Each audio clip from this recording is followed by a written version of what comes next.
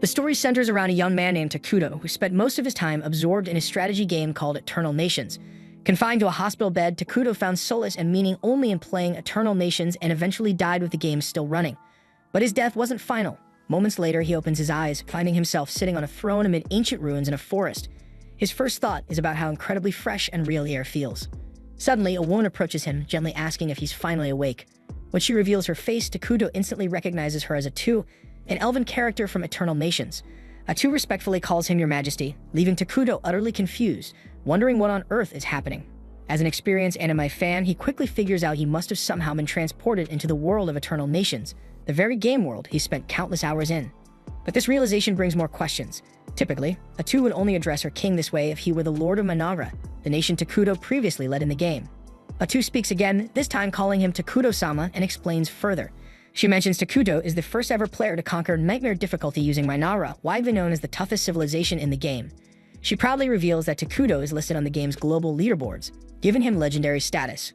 Takuto's confusion deepens even further. How can a mere game character know about things beyond her own game world reality? And Atu gently explains that she remembers everything, every victory, every defeat, each word Takuto ever spoke to her through his screen, and the entire journey they shared together until now. Hearing this, Takuto is overcome with emotion, tears forming in his eyes. He tells Atu how happy he is to finally speak to her directly, confessing she was always his favorite character in Eternal Nations. Atu warmly replies that she feels precisely the same way. Still, none of this clarifies how he ended up here, so Takuto looks at Atu directly and asks if it was she who brought him into this world. Atu honestly admits she has no clue how they got here, as she herself only arrived a few minutes ago. Still, she's certain of one thing: the place they're in feels exactly like the world of Eternal Nations. Regardless of their location, Atu is deeply grateful she's finally met her true king in person. Holding Takuto's hands gently, she urges him to begin their journey anew together. Atu shares her dream of rebuilding an empire with just the two of them, and since Takuto has nothing else left, he gladly agrees to join her quest. When Takuto extends his hand to formally shake on their partnership, Atu suddenly switches to her NPC persona, introducing herself dramatically as Sludge Atu, an illegitimate child born of a fallen world. She solemnly pledges her entire being, mind, soul, and body entirely to Takuto. Though Atu's character is technically evil, the theatrics feel painfully cliché, leaving both her and Takuto momentarily embarrassed. Still, Takuto decides to lean into it, dramatically declaring that alongside Atu, his trusted right hand, he'll establish Manara, the most sinister empire of them all. Takuto then turns to Atu, asking if she remembers what Manara must always do first. Proudly, Atu states they should hide themselves away completely, staying unseen like true recluses to avoid discovery. Taking action immediately, Takuto summons an emergency production scout, a strange insect-like creature with extremely long legs. Given Manara's alignment with evil and destruction, all their units naturally look horrifying, including the scout. Regardless, Takuto issues commands instructing it to thoroughly investigate their surroundings, and Atu sternly reminds it that disappointing their king isn't an option. And obediently, the scout departs on its assigned task. Takuto then reveals to Atu that he can actually see through the scout's eyes, confirming to both of them that the world indeed works just like the game. He briefly explains to Atu how summoning works here. His current total magic power is at 200 MP, and creating the scout consumed 100 MP. Takuto carefully considers his options for spending his remaining magic points. Building a base would cost only 20 MP, but he also wonders if he should prioritize defense by summoning a warrior. Unfortunately, doing so would consume more power than he currently possesses. In Eternal Nations, Atu is classified as a hero character, making her particularly powerful in combat. But since their new journey has barely begun, Atu's current strength level remains only at level 3, which is quite low. Anyway, thanks to the scout's reconnaissance, Takuto gains a clear picture of their surroundings, which primarily consists of endless forests. So this setting proves an ideal location for establishing Manara's base, though Atu finds it unsettling that there's absolutely no wildlife or available food nearby. Realizing it would be too dangerous to relocate, Takuto instructs the scout to extend its search and explore an even wider perimeter. Atu then begins feeling downhearted, believing she's not contributing enough to assist her king. Seeing her discouraged expression, Takuto gently reassures her, saying that simply having her by his side is more than enough. Deeply touched by his sincere words, Atu instantly becomes even more devoted to him. Meanwhile, their scout soon discovers a campsite inhabited by a group of dark elves. Takuto hesitates, unsure what their next move should be because accidentally encroaching on another group's territory could cause serious problems, so he figures it's best for them to lay low for now. Atu suggests optimistically that if things do take a turn for the worse, they can simply escape together. Her encouragement boosts Takuto's confidence, so they decide to quietly observe the dark elves from a safe distance and find out what they're doing here. But suddenly, 3 dark elves stumble directly into them, catching both Takuto and Atu off guard. Takuto freezes in surprise, realizing the dark elves he planned to carefully avoid, those same elves he was prepared to flee from if they ever crossed paths, are now standing right in front of them. Both he and Atu remain unsure about how the encounter will turn out, but recognizing the importance of staying calm in situations like this, they manage to maintain their composure. At the same time, the dark elves have no intention of harming anyone. They explain that they've recently been driven from the city they once called home and have desperately led their people into the forest to seek safety. And after a difficult journey, they've managed to set up a temporary shelter in this cursed land. However, with no food available, they're in a desperate situation, knowing their children will starve without supplies. Captain Nagi, leader of the Dark Elves, is currently exploring this bleak forest alongside his soldiers, increasingly worried their journey might have been completely futile since the area seems utterly lifeless. Several of Nagi's men start complaining bitterly, arguing it might have been better if they just stayed and died back in the city, rather than starving out here. They recall grim stories about the forest being cursed by a mysterious man, a place where neither life nor love can ever flourish. Nagi quickly warns them against losing hope, reminding his people that if they falter now, their children waiting anxiously back at camp won't have any chance at all. He firmly reminds them their kids still have faith in them, and that turning back empty-handed simply isn't an option. Still, as Nagi continues forward, he can't help but reflect on his soldiers' grim words. Deep down, he knows they're not wrong. The chances of survival here seem impossibly slim. But as their leader, he can't afford to show fear or give up because his people depend on him to guide them safely through this crisis. Walking deeper into the woods, Nagi suddenly senses the presence of Takuto and Atu. A wave of dread rushes through him, afraid that these unknown entities might attack without mercy and wipe out his entire team. Whatever choice he makes next could determine the fate of his people, so Nagi steels himself, deciding to approach diplomatically.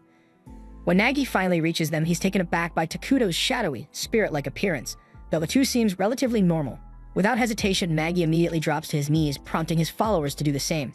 Then, with a voice full of humility, he apologizes for entering their territory uninvited. Atu, glaring coldly at Nagi, sharply questions him, demanding to know why he would trespass despite knowing it was forbidden. Nagi nervously explains their desperate circumstances, how their people were banished without warning, forced to flee their city without supplies, the exhausting journey, and the starving children still waiting anxiously in the forest. Feeling increasingly anxious under Atu's harsh gaze, Nagi braces himself, convinced they're about to execute him. However, Takuto surprises him by calmly asking if he's hungry. Nagi hesitates nervously, uncertain how to respond until Atu firmly instructs him to answer her master's question. Quietly, Nagi admits he is hungry, and immediately Takuto conjures several apples out of thin air. Nagi stares in bewilderment, never having seen an apple before, unsure if they're even edible. Takuto kindly assures him that the fruit is juicy and delicious, encouraging him to try it. Still hesitant, Nagi looks behind him, shocked to see his men already devouring the apples eagerly. Atu then firmly urges him to eat as well, yet Nagi still feels uneasy. Noticing his hesitation, Takuto promptly conjures pears as well. Now Nagi is openly suspicious, deeply confused by Takuto's generosity. The Dark Elves had always been viewed with hostility, constantly rejected by others. To suddenly encounter someone willing to help without any hidden motive felt disturbingly unnatural. Nagi finally states he'd rather bring the food back to feed the starving children in their camp. But before he can even finish his sentence, Takuto conjures even more fruit for him. Overwhelmed, Nagi can only feel gratitude and disbelief.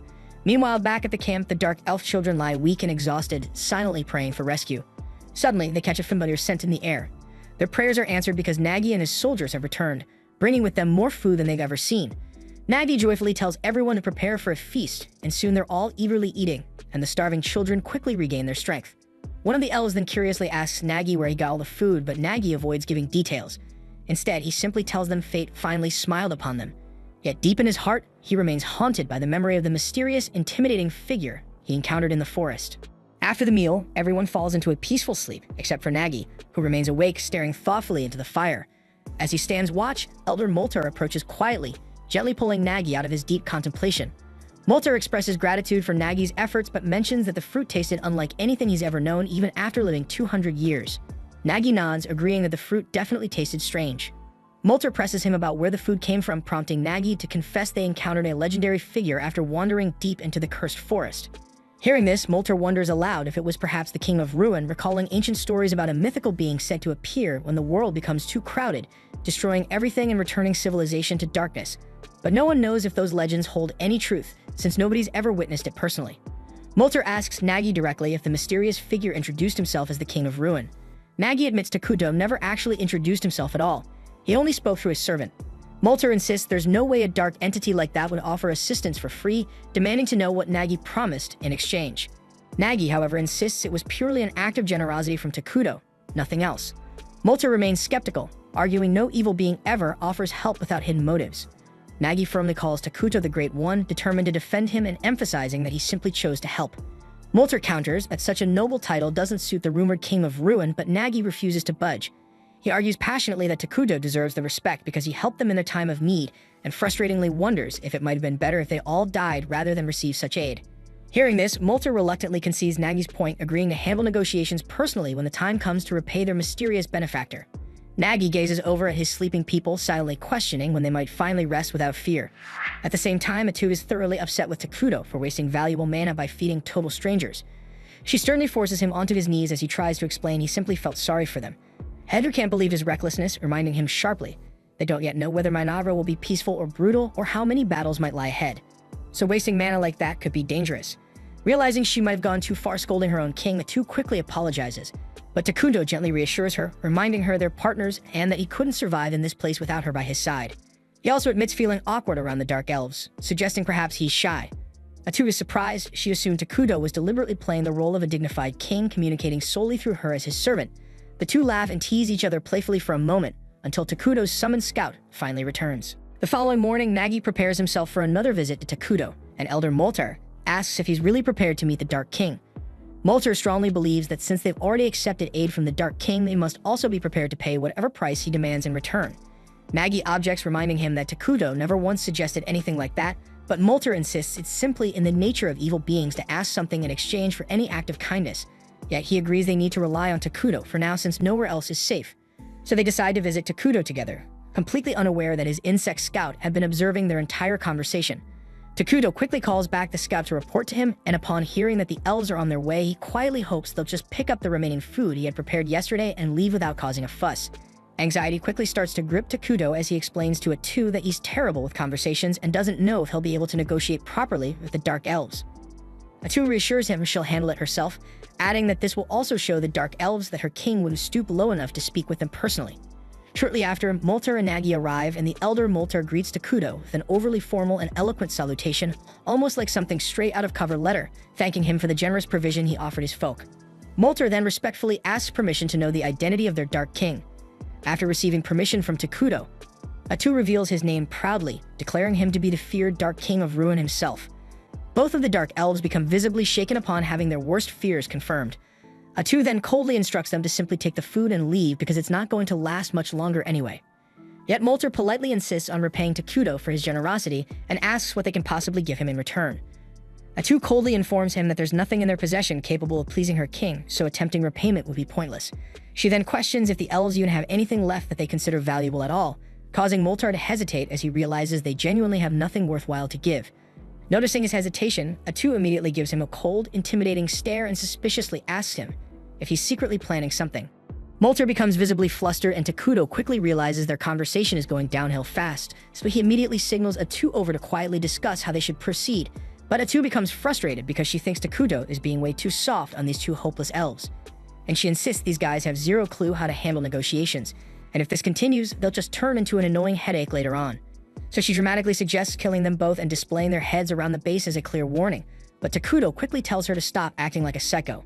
He calmly explains that the elves genuinely seem to want peaceful coexistence and sincerely wish to repay their kindness. Instead of just handing out freebies, he suggests they ask for something small in return, keeping their relations with the elves positive. Atu reluctantly agrees and then tells the elves that her king has generously decided to accept their offer of repayment. Seeing Molter suddenly relax makes Takuto and Atu both realize he was freaking out earlier because he had totally assumed Takuto would act like a typical villain. Atu scolds Molter for misjudging her king so harshly, but then she pauses, realizing she doesn't actually know what to ask them for. Thankfully, Takuto quickly comes up with a great idea and suggests that they ask the elves to provide them with information about the world outside this forest. Molter immediately lights up with relief, promising eagerly that he'll share every bit of knowledge he's gained about the outside world. Atu nods but adds sternly that once Molter has provided the information, he and his tribe must leave the forest immediately. This shocks Nagi and Molter deeply, and they quickly plead to be allowed to continue living there under Takuto's protection, but Atu snaps at them to quit pushing their luck if they value their lives. Nagi tries to argue further, but Molter quickly silences him, admitting they must respect the king's wishes. They begin turning to leave, but watching them, Takuto suddenly feels a pang of guilt for kicking them out like this. He abruptly changes his mind, telling Molter and Nagi that instead of leaving, they can become citizens of his kingdom. Both elves freeze up completely, stunned by this unexpected kindness, though no one is more shocked than Atu, who can't believe what she's hearing. She immediately questions Takuto's logic, asking what the hell he's thinking. He calmly reminds her about the refugee system from the game, allowing different races to peacefully join their nation. And since dark elves are neutral aligned, he points out they'll easily blend in with their kingdom's evil attribute, making coexistence entirely possible. Atu still isn't totally convinced because evil aligned species usually end up causing drama among themselves. But Takuto gently refreshes her memory that their main citizens, named homunculi, literally look like humans who got shredded and put back together by a 5-year-old, and there's no way they're going to be hanging out with those creepy things all day. The horrifying image of the homunculi immediately pops into Atu's mind, instantly changing her mind. She quickly agrees and turns to Moltar and Nagi, declaring that Takuto plans to build a full-fledged kingdom soon and is generously offering them citizenship if they're willing to swear loyalty. Moltar hesitates, asking what exactly it means to become their citizens, and Atu bluntly answers that they'd basically become evil-aligned beings. Still, she assures them with a sly smile that being evil isn't nearly as bad as it sounds. It's actually a lot more fun. Not long after, Takuto and Atu visit the Dark Elves' settlement, where everyone anxiously awaits their arrival. They're so terrified that some of the weaker elves pass out at just the sight of Takuto. Calmly, Takuto takes his place on the throne with Atu at his side, who announces clearly to everyone gathered that from now on, they officially belong to their new kingdom, Managra. She then asks Takuto if he's certain, and with a confident he says yeah, and then confirms that on his screen. And just like that, the Dark Elves are officially citizens of Managra. Atu congratulates them, emphasizing that from now onward, their safety and survival are personally guaranteed by their new king. Nagi wonders out loud if that's really it, because he doesn't actually feel any different, despite supposedly becoming an evil being. Almost immediately, he regrets speaking too soon when a wave of overwhelming hatred suddenly floods through him and the rest of the elves. Painful memories of being persecuted and attacked surge in their minds, filling them with an intense desire for revenge. Seeing everyone suddenly suffering, Takuto softly asks if they're alright, and hearing his genuine concern, Nagi becomes emotional and deeply moved by the realization that someone finally cares about them. With tears streaming down their faces, the Dark Elves start passionately cheering for Takuto, leaving him a little overwhelmed but deeply touched by their enthusiasm. After a few days, Moltar presents a map of the continent to Takuto, who immediately collapses in disbelief. Atu asks what's troubling him, and he simply gestures towards the map, saying their starting location couldn't be any freaking worse. They're stuck on a continent shared by two damn gigantic, powerful civilizations. On one side is the Holy Kingdom of Qualia, a massive human nation worshipping Arlos, a creator and known for being annoyingly righteous and strictly good-aligned. On the opposite side lies Elna, the Elemental Alliance, a nation of elves devoted to nature. They're equally on the side of good, making Atu realize they're literally sandwiched between two huge civilizations that would wipe them out in an instant if discovered. Panicking, Atu falls beside Takuto in despair.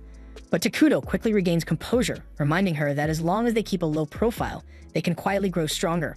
He recalls that their main race, the homunculi, were dumb as rocks in the game and terrible at research. Luckily, now that they've got Dark Elves on their side, things should go much smoother. Soon after, the Dark Elves arrive for a meeting, this time bringing along Emil, Nagi's assistant. Nagi introduces her as a nerdy genius who knows way more than him about foreign kingdoms, and insists she'll definitely prove useful.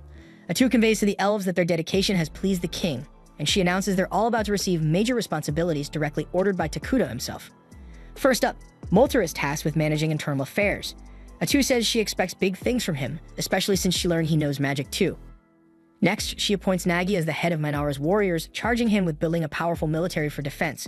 When she leaves recruitment up to him, Nagi is way too excited, shouting dramatically that he'll destroy all their enemies and proudly mount their heads as trophies. But Takuto's already feeling queasy at the gruesome imagery.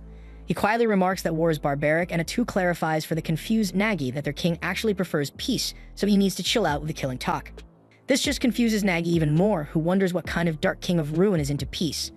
Moltar, seeing Nagi's confusion, sarcastically teases him and confidently states that unlike Nagi, who clearly has more muscles than brains, he himself will prove far more useful to Takuto.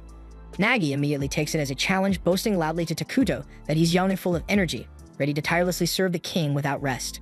Atu completely misunderstands their little competition as genuine dedication, mistaking them for workaholics instead of two idiots desperate for Big Evil Daddy's approval. She turns to Takuto, asking if they should send them on a resource-collecting mission, but Takuto suggests a better idea, beautifying the land and building proper homes.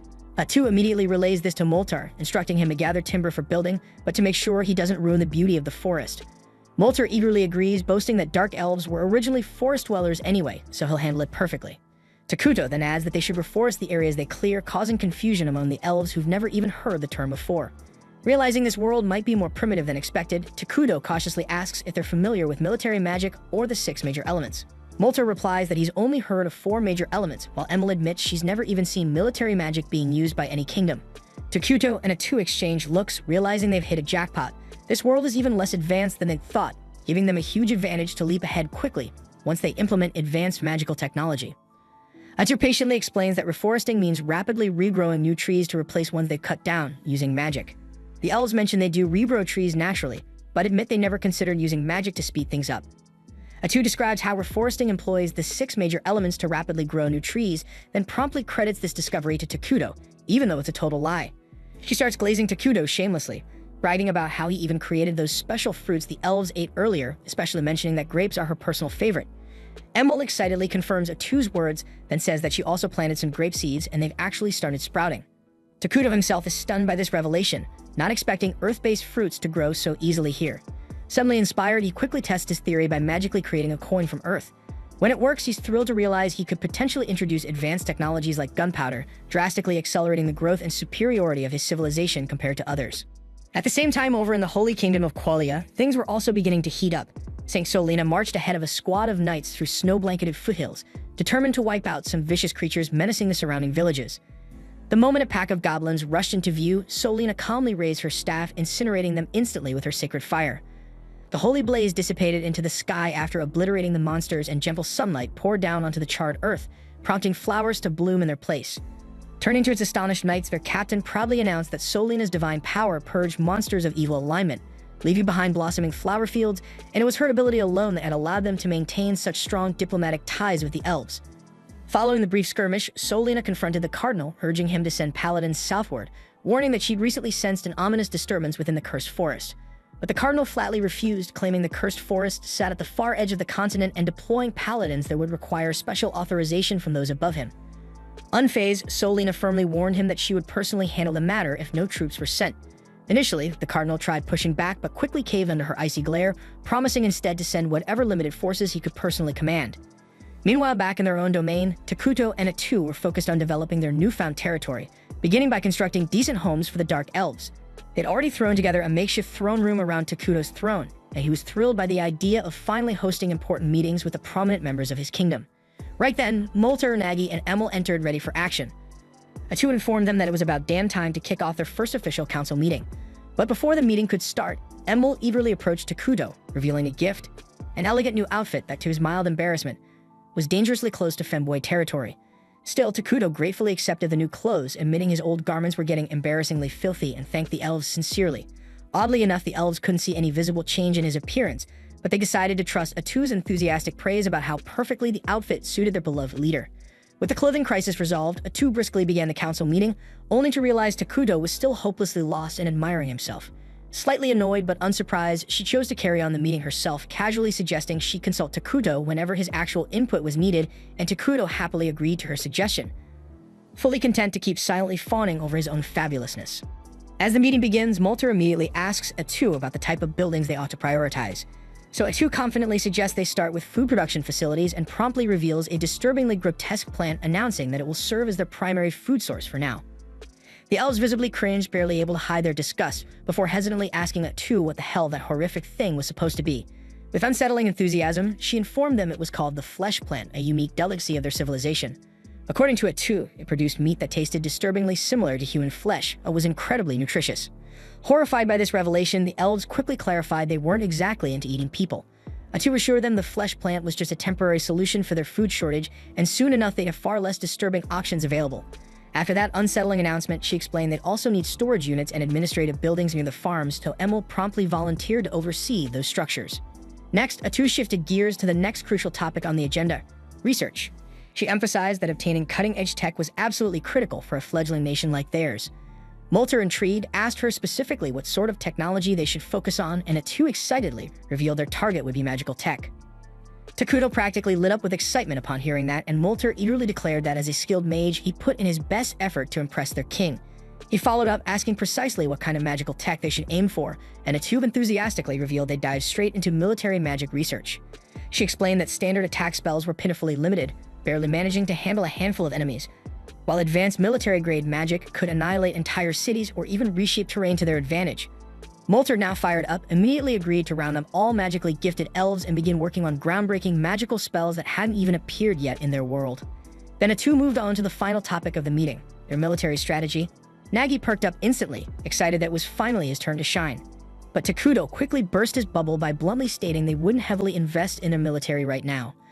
Atu backed him up, pointing out armies cost a shitload to maintain but produce nothing useful during peaceful periods. Nagi protested strongly, arguing they lacked sufficient power to properly defend their king, and thus should definitely prioritize their military. Molter also joined in, reminding them that both he and Nagi had massive bounties placed on their heads as Dark Elf leaders, meaning their kingdom might soon become a juicy target for enemies. Understanding their concerns, Takuto quickly came up with a smarter alternative, creating a hero to defend the kingdom. Atu immediately agreed, admitting heroes were expensive upfront but required zero upkeep, making them the perfect choice given their current situation. The elves stared blankly, clearly having zero clue what the hell a hero was even supposed to be. Atu quickly clarified that heroes were ridiculously powerful beings who served directly under the king. She explained that each hero had certain conditions that needed to be met before summoning them, but she confidently reassured them they'd be able to summon their first hero fairly soon. Takuto, pumped as ever, was already hyped up at the idea. He remembered that nearly everything in this world required mana, and a kingdom could only gather that mana directly from its own people. The happier the citizens were, the more mana they'd produce, and Takuto made a silent vow right there. He'd turn this kingdom into the happiest damn place on the entire planet. At the same time, far away in the holy kingdom of Qualia, a junior paladin named Lornias had just gotten the dubious honor of being selected for an investigation team heading straight into the notorious Cursed Forest. Accompanying him was a veteran paladin named Wordle, whose favorite pastime was clearly making Lornias' life a living hell with his constant teasing. Wordle immediately started bitching about the tiny size of their investigation unit, consisting of only 2 paladins and a handful of mercenaries. He grumbled loudly about how the church should seriously start taking St. Solina's prophecies more seriously. Lornias cautiously agreed, though he was painfully aware nobody could predict what the higher-ups had planned. One thing he did know, though, was that if they managed to pull off this investigation, they'd receive huge rewards, but if things went south, his head would definitely be the first on the chopping block. Back in Minalra, Takuto strolled through the developing kingdom, inspecting the early stages of his civilization with a deep sense of nostalgia. It was a scene he'd witnessed thousands of times before, but always through a screen, never in person. This time, he was right in the thick of things. Emil eagerly gave him a detailed tour, proudly explaining that dark elves excelled at constructing treehouses, although right now the housing project was crawling along since the elves had prioritized cultivating the flesh trees. Fortunately, the grotesque flesh trees seemed to be thriving nicely, and they'd already managed to build storage and administrative facilities. Emil also mentioned that they discovered a freshwater spring close by and were now trying to find ways to draw water from it. Meanwhile, Molter and a bunch of other mages had been grinding hard on their magic research in a recently completed lab. Hearing all this progress made Takuto feel genuinely relieved, but he was particularly delighted to hear that the elves were proactively handling things like seeking out water sources on their own. Seeing the elves, who had looked utterly drained when they first arrived, now smiling happily was a huge relief. When Takuto shared his joy with Emil, she suddenly burst into tears of happiness, completely startling him.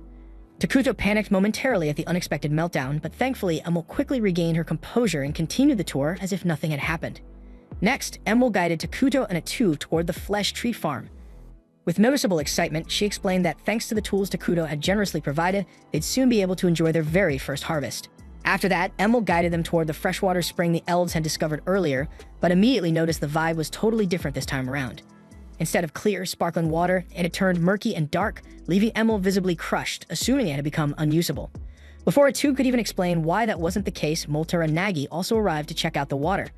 Both of them quickly agreed with Emil, believing the spring had been ruined, but Atu just casually scooped up some of the gloomy-looking liquid and took a long sip, assuring everyone that it was perfectly safe. Atu then clarified that the spring only looked creepy and unsettling because it had officially become part of Minara, all thanks to a neat little feature known as cursed terrain. Takuto chimed in, gently telling the elves to take a deep breath. As soon as they inhaled the gloomy air, they were instantly energized, their minds clearer, and their bodies revitalized. Atu happily explained that cursed terrain grants bonuses to any creatures aligned with evil, while severely messing up anyone with neutral or good alignment. Since the Dark Elves were now officially part of Minara and therefore had evil alignment, the water posed no threat whatsoever. Nagi cautiously took a sip himself, confirming her words. Atu added that soon enough the entire forest would transform into this sinister-looking cursed terrain. Regardless, Takuto immediately started worrying aloud, pointing out that cursed terrain stuck out like a sore thumb. Molter nodded gravely, agreeing that once the entire forest turned this ominous shade of creepy, they'd become easy targets for their enemies. Naturally, Nagi jumped at the chance to once again insist they desperately needed an army, but both Takuto and Atu reassured him again that their solution was to summon a hero. Molter, still clueless about what exactly a hero was, pressed for more explanation. Atu decided that a hands-on demonstration would be far more effective than another lecture. Without warning, Atu released a bunch of pitch-black tentacles from her back, effortlessly slicing through the nearby trees like they were toothpicks, before revealing smugly that she herself was a hero. She casually mentioned that she only had about 1% of her full power available, yet she could still obliterate entire armies on her own. Takuto eagerly hyped heroes up even more to the stunned elves, bragging that heroes were truly badass, continuously growing stronger with no effort at all. Realizing he'd gotten a bit carried away, he quickly shifted the conversation and scolded Atu lightly, telling her that showing off didn't require chopping down innocent trees and insisting she clean up the mess afterward. The elves, however, were beyond impressed. They immediately declared Takuto an amazing ruler for having subordinates powerful enough to cause such casual devastation. Fired up, they decided that they absolutely had to construct a magnificent palace worthy of such a king. Takuto awkwardly protested that he didn't really need anything grand right now, but the elves refused to budge, insisting there was no way in hell they'd let their esteemed king live in ordinary homes like theirs. Atu sided with the elves, pointing out that constructing a palace would boost everyone's morale. Unable to argue with that logic, Takuto relented, admitting that while his real dream was a badass flying fortress someday, he'd settle for a regular palace for now. Meanwhile, the investigation squad led by Lornias and Wordle has finally started heading south towards the cursed forests. Wordle still isn't happy about how small their party is, and Lornias reminds him this is literally the best the Empire could do, considering most of their forces are busy dealing with chaos up north. Apparently, a horde of evil-aligned creatures recently popped out of nowhere in the northern territories, raiding and torching entire towns, so naturally all available manpower got shipped off to handle that nightmare. Hearing this, the mercenaries start chatting amongst themselves, muttering how rough it's going to be for the poor bastards sent north. They all feel relieved they dodged that assignment even if the pay was sweet, because word is, there's a terrifying witch mixed up in that mess, and they'd rather steer clear of anything involving a witch. Lornias, curious about this witch rumor, later corners one of the mercenaries, a guy named Bargo, to ask about it. Bargo admits the rumor is that a single witch is behind all the northern chaos, but Lornias dismisses the idea outright, saying no single person could possibly control that many monsters. Bargo quickly agrees, figuring it must actually be some sort of cult activity, but then Wordle chimes in, telling Bargo to shut his mouth before he accidentally curses them all. Lornias then snaps at Wordle, noticing that the guy's been drinking on the job again. He starts lecturing him about how, as paladins serving their god, they're not even allowed to touch alcohol. But Wordle dismisses his scolding casually, even challenging him to a theological debate before abruptly losing interest when a waitress brings him another round of drinks, which prompts him to flirt shamelessly instead. Bargo then turns back to Lornias, seriously asking why the Empire sent 2 paladins this far south. He starts worrying again about the possibility of another witch being involved, openly admitting that if that's the case, he and his men might pack up and bounce before things go south. Lornias honestly replies he doesn't know the details either, but just then Wordle butts back in, casually mentioning he's already gathered some intel from his new waitress friend. Apparently, a bunch of dark elves recently fled into the cursed forests, and the higher-ups likely just want someone to keep an eye on them. Hearing this, Barvo instantly relaxes, saying they'd better deal with the dark elves quickly. After all, those bastards are notorious for their nasty curses and stealthy assassinations. Lornias completely agrees, saying that ignoring the dark elves now will only lead to bigger trouble down the line. But Wordle immediately tells him to calm down and take it easy, reminding him this mission is strictly recon. If things even hint at getting messy, they're packing up and running the hell out. But Lornia is always a stickler about vanquishing evil wherever it shows up, stubbornly insists that as paladins, retreating from danger isn't an option. Wordle scolds Lornias, telling him to stop chasing glory and only fight when it's absolutely necessary instead of jumping into danger every chance he gets. He reminds Lornias that he's got family waiting at home, and so does everyone else on this mission, so they need to think twice before risking their lives. Meanwhile, back in Minagran, the first harvest from the flesh trees is finally ready, standing atop a massive altar at the center of town. Takuto stands in front of the fruit pile as all the dark elves watch him intently, eager to see what's about to go down. Suddenly, Takuto channels his mana directly into the fruits, and right before everyone's eyes, they transform into a giant bug monster. The elves are utterly blown away, amazed that Takuto just created life from a bunch of weird fruits. Atu immediately starts hyping him up, boasting that this miracle isn't even 1% of Takuto's true power. She tells the elves that with their ongoing devotion, Takuto will become even stronger and pull off even crazier feats, and they erupt in cheers for their king. Later on, Takuto returns to his throne, relieved that he successfully managed to produce a bug monster in exchange for food. Though it was a standard feature in the original game, he still doesn't fully grasp how exactly this mechanic works out in the real world. However, Atu tells him they shouldn't sweat the details since they've now established a reliable method to produce more creatures to serve the kingdom. She excitedly adds that it's about time they moved on to the next phase of their plan, and Takuto agrees, mentioning he'll summon a hero as soon as they stockpiled enough mana. Excited, Atu asks who he plans to summon, and Takuto casually replies that he's thinking about calling Isla, Queen of the Bugs. Atu nods, saying that's definitely a solid choice, while Takuto enthusiastically starts explaining Isla's perks, She can buff all insect-type monsters, allowing them to dominate on the front lines, and she can also produce larvae to handle mundane tasks, providing essential support to the kingdom on multiple fronts. Atu appreciates that he clearly put serious thought into this choice, and Takuto sheepishly admits that Isla was honestly the only safe option available, since the other potential heroes are completely unhinged. Atu wholeheartedly agrees, joking that the other heroes would require years of intensive therapy. Takuto chuckles in response, acknowledging he hopes to summon them eventually, but definitely not anytime soon. Meanwhile, Lornius and the group finally arrive at the Dark Continent, quickly running into their first major threat, and it's a towering hill giant. Lornius immediately tries to command the mercenaries into a defensive formation, but Wardell cuts him off, telling them all to chill because he'll handle this big guy himself. He bluntly adds that they don't have time to waste, and it'll be faster if everyone just stays out of his way. The rest of the group watches in awe as Wardell calmly walks toward the hill giant with his sword drawn, completely unfazed by its monstrous size. Wardell channels holy energy into his blade while the giant, oddly polite, waits patiently until he's done. When the giant finally swings his massive club, Wardell casually blocks the blow and slices right through it like it's made of cardboard. Not missing a beat, he launches himself at the stunned monster, delivering a whirlwind of rapid slashes before the giant even has a chance to process what's happening. With the giant crashing down lifelessly, Wardell casually strolls back to his teammates like he just finished a casual morning workout. Lornius is absolutely hyped, immediately praising Wardell and confidently declaring that their mission is practically in the bag now that they've got him.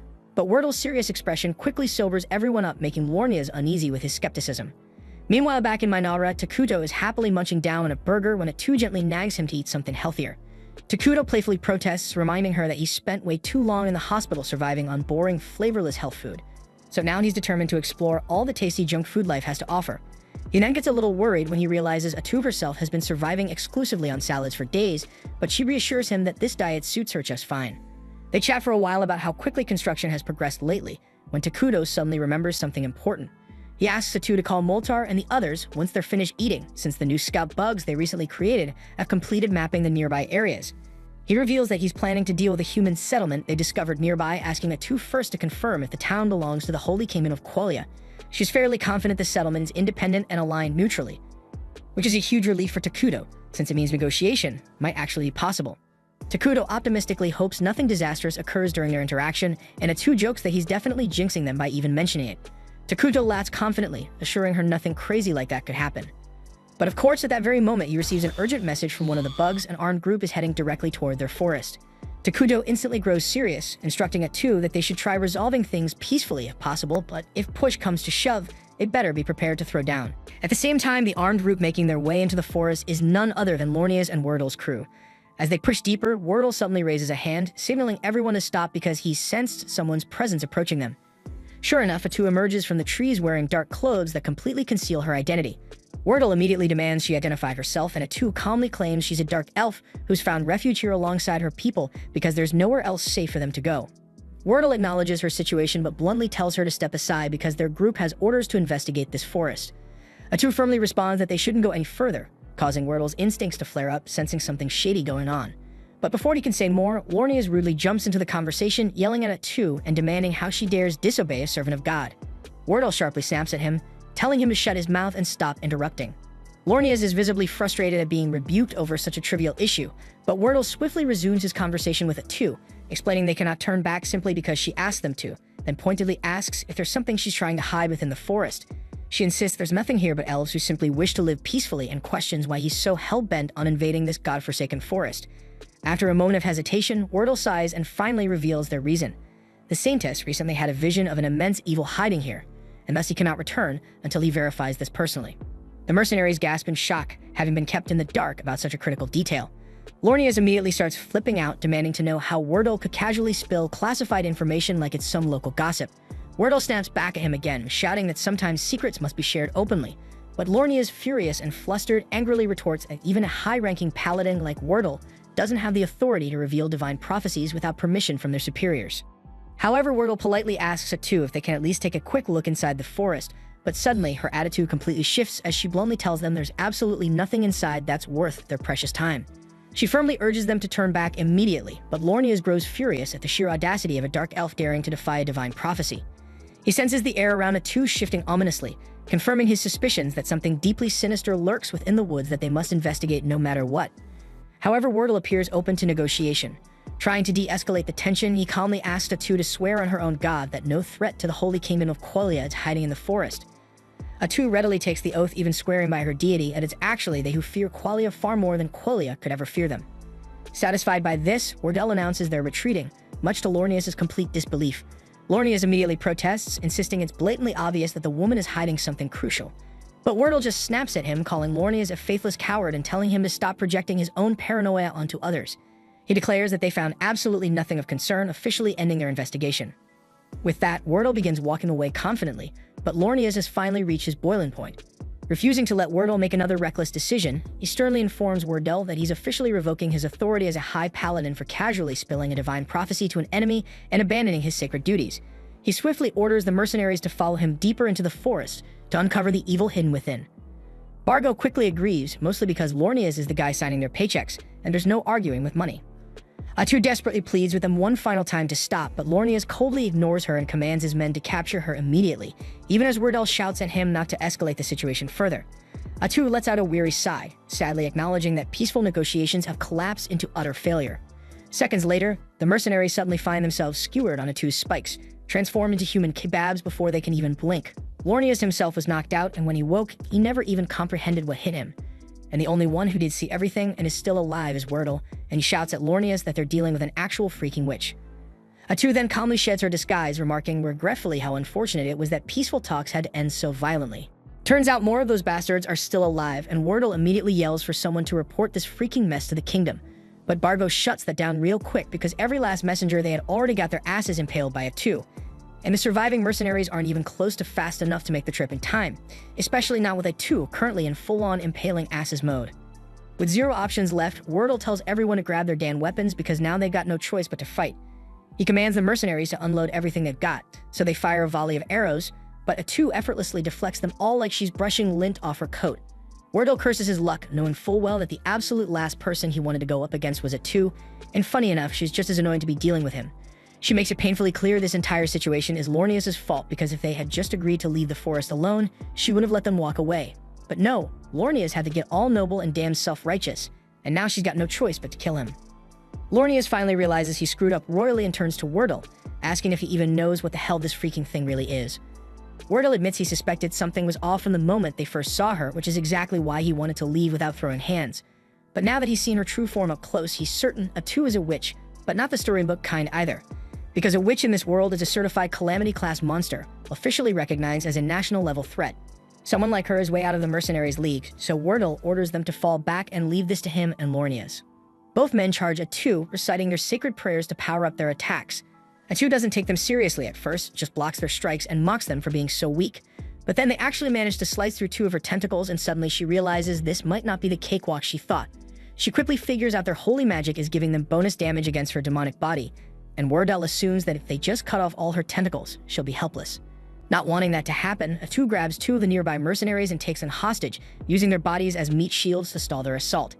But Wardell coldly tells Lornius that if they don't stop Atu now, she could eventually turn her wrath toward Qualia, and for the sake of the entire nation, sacrifices have to be made.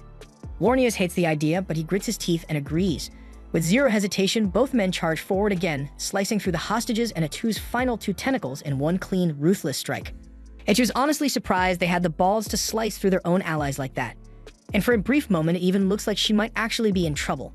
But no, because this whole thing has just been a damn joke to her. 1 second later, a fresh wave of tentacles erupts from the ground like weeds on steroids, and Wardell is instantly skewered multiple times like a pincushion. With blood pouring from his wounds, Wardell uses his final breath to shout for Lornius to get the hell out of here. But that makes Atu annoyed, so she silences him for good with a tentacle straight through the skull. Lornius is frozen in disbelief, absolutely rattled, because he was certain that chopped off all of Atu's tentacles, which they did, but Atu never once said she couldn't grow more. In fact, she's been able to summon an unlimited number this entire time, but she just didn't feel like it. She's been toying with them like a bored cat swatting at bugs. After witnessing Wardell get brutally annihilated, the remaining mercenaries completely lose their will to fight. And judging by the freaking look on Atu's face, she has zero intention of sparing any of them. Seeing no other choice, Lornius yells for everyone to scatter and run in different directions, hoping at least one of them can escape and warn the kingdom about what really went down here. So the mercenaries immediately drop their weapons and bolt like their asses are on fire.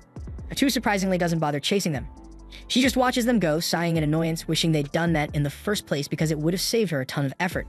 Lornius, however, stays behind, determined to keep her occupied. He then charges her with everything he's got, holy sword gleaming. But to his utter horror, Atu blocks the strike flawlessly. using the exact same holy sword technique. He stumbles back, unable to comprehend how a monstrous creature like her could possibly have access to a sacred technique meant only for the pure. Normally, that would have been impossible, but Atu coolly explains that when she killed Wordle, she absorbed all of his experience and sword skills. Every ounce of training, every technique, now hers. With a grin, she begins attacking Lornias using Wordle's own moves, mocking him as she does. She even praises Wordle, saying he was truly worthy of being called elite, but sadly he died because Lornias couldn't keep his damn mouth shut. Then she leans in, taunting him, asking if he ever thought about making it home to his wife and daughter. That's when the blood drains from Lornias' face because he never said a word about his family. That's when it hits him. She can just take Wordle's skills, she took his damn memories too, and if Atu can do that, then every kill just makes her even more terrifying. She then casually asks Lornias if he's curious about Wordle's final thoughts before she finished him off. Turns out, unlike a selfish bastard like Lornias, Wordle was genuinely concerned for the lives of his men right up until his last breath. Lornias desperately tries defending himself, saying the other mercenaries have already fled to report back to the kingdom, claiming their mission wasn't a complete disaster. But Atu just chuckles coldly, calmly telling him all those mercenaries are already dead. She admits she wasn't in the mood to chase them herself, but that didn't mean she'd just let them run off. Besides, she never said she was alone. She already ordered her dark elves to hunt down every single merc who tried to escape, and now they're nothing but corpses in the dirt. Lornias is hit by a wave of despair, realizing he's the last one standing. Driven by panic, he takes one final pathetic swing at Atu's head, and she savors every bit of his agony. Within seconds, she's effortlessly subdued him. But instead of ending him right away, Atu cruelly twists the knife, vividly describing how things could have turned out if he'd just listened to Wordle. They would have all safely returned home, and Lornias would have seen his wife and daughter again, spending the rest of his life happily oblivious to any horrors lurking in the forest. But no, Lornias had to play hero. So now she's going to kill him, and then she's got to hunt down his family too, just because she can. Atu reveals she can easily pluck the image of his wife and daughter right from his memories, names, faces, address, everything, and she's absolutely petty enough to follow through. Hell, she might even slaughter every single person living in the villages Lornias passed on his way here. And while each of them is dying the most painful death imaginable, she'll make damn sure they know it was Paladin Lornias who brought hell down on them. Lornias screams, desperately begging her not to do it, but Atu's already bored of his whining, finally putting an end to him just to shut him up. Right after Lornias hits the ground, Nagi comes up to inform Atu that all the escaping mercenaries have been dealt with, so there won't be any survivors to spread word of today's events. Atu calmly thanks Nagi for his efficiency and instructs him to handle disposing of the corpses too.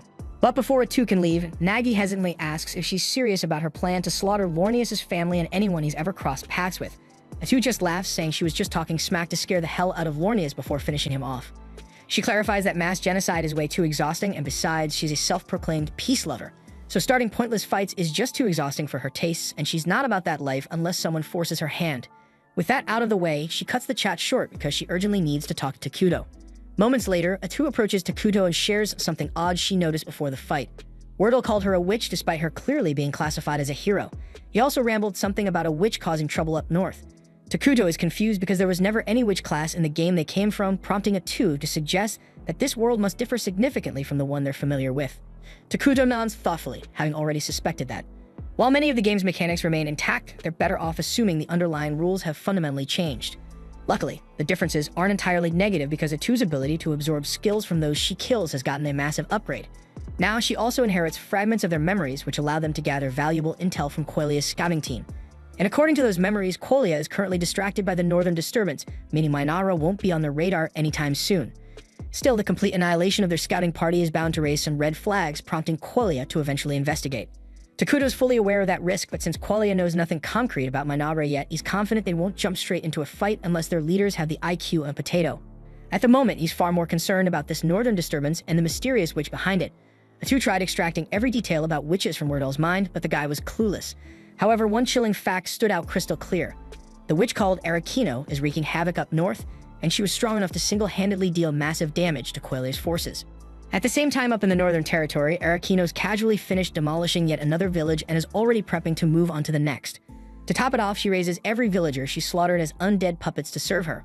Takuto has absolutely no clue about Arakino's true powers, but given that she's causing this much mayhem so soon after arriving, he suspects she might have come from another world, just like him and Atu. If that's the case, things are about to get a whole lot messier. Atu, unsure of their next move, asks Takuto what they should do. Judging by the sheer carnage Arakino's caused, she's clearly evil-aligned, which theoretically means they might vibe with her. Atu wonders if maybe they should reach out and see if they can form some kind of alliance, but Takuto immediately shoots that idea down because they have zero intel on what Arakino's personality is like. Atu is frustrated that things had to spiral out of control right when Mainara was finally hitting its stride. Takuto reassures her that Arakino is still far away in the north, meaning she's not their immediate headache.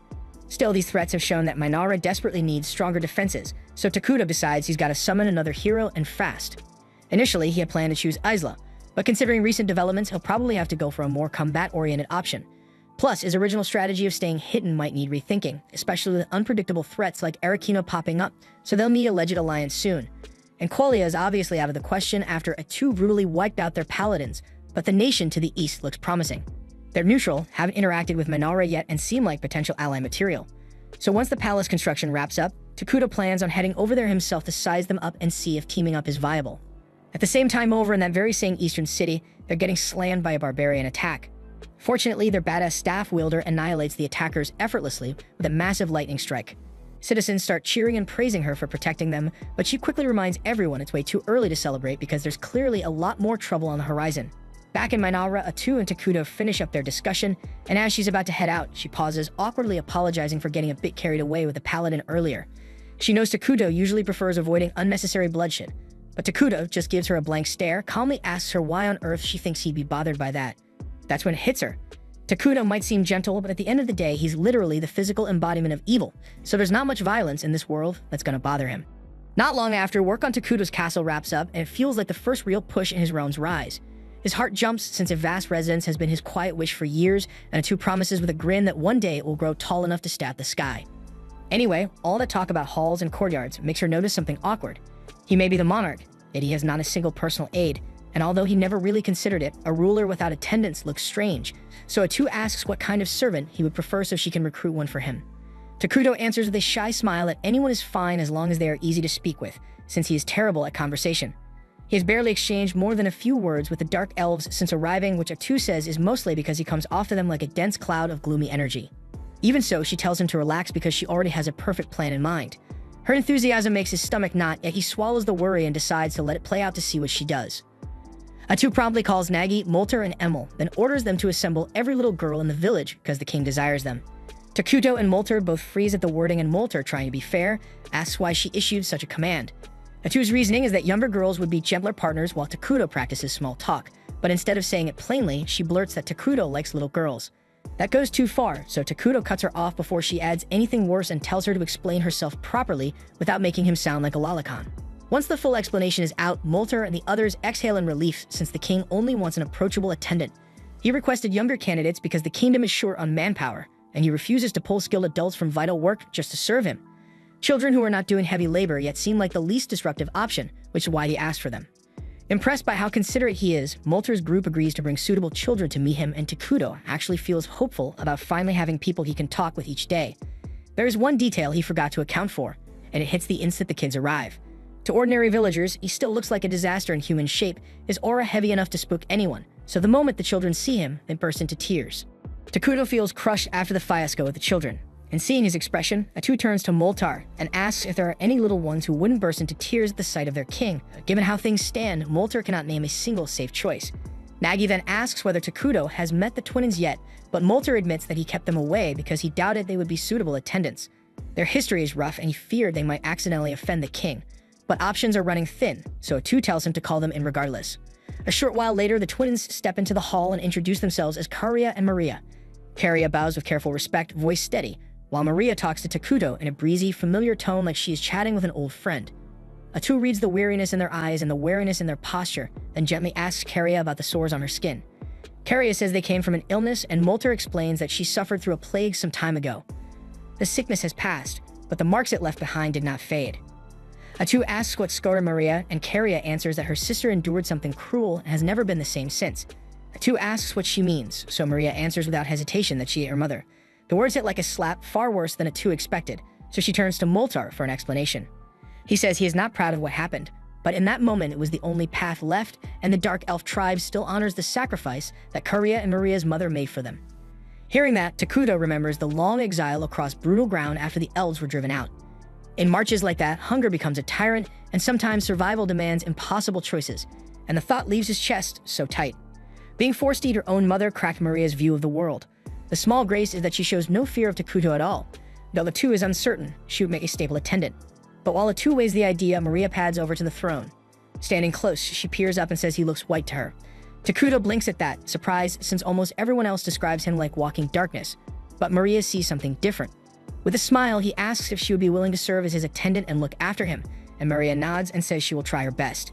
So Takuto formally appoints her as his servant, and also as a candidate for leadership within the Great Minara. Atu is astonished because that is the longest back and forth Takuto has ever managed with anyone besides her. But despite Maria seeming willing, Carria has barely spoken, so Takuto gently asks for her thoughts on the offer. Carria says that as Maria's younger sister, she is duty-bound to stay at her side, and if Maria wishes to serve as Takuto's attendant, then Carria will stand with her and do the same. The answer makes Takuto visibly happy, and he tells them that starting today, they are responsible for looking after him, while Nagi and Molter trade uneasy looks at the choice. When the others file out, Molter approaches the throne and says there is something he must share about the twins. Since the day their mother died, they have not been able to feel even the smallest emotion, as if their hearts shut tight to survive. Keeping them as attendants will bring its own set of problems, yet Molter asks that Takuto meet those challenges with patience and tolerance until the girls slowly open up again. The next morning, Maria and Carria begin their official service, and the anicaps start right away. Maria walks in with a glass of water, catches her own toes, and splashes the whole thing on Takuto. Carria quickly offers a cloth, apologizing for her sister's slip, because this is not the only time something like this shit has happened. But Takuto calmly says it is fine and that he is not angry. Moments later, Atu enters, disappointed to see that Maria has botched another simple task, but Takuto asks her to go easy on them. Atu hates how often they fumble, yet if the king refuses to punish them, there is nothing she can do. She then reminds Takuto that he has a meeting on the schedule, and since they are his attendants, Maria and Carria are required to be present too, so they need to keep their manners tight. The council gathers soon after, and Emerald delivers the first report. She oversees construction, and with the palace finished, they now have a surplus of workers available. There is also a large stock of materials still in storage, so they are in a strong position to launch another project right away. Takuto and Atu back Emerald's recommendation and authorize construction of a clinic at once, since they urgently need a place that safeguards the health and safety of Minara's citizens. Emerald answers that she will mobilize crews immediately, and with building matters set for the moment, Atu asks to hear from whoever oversees resource collection. It turns out Emerald also carries that portfolio, which means they will likely need to expand staff soon.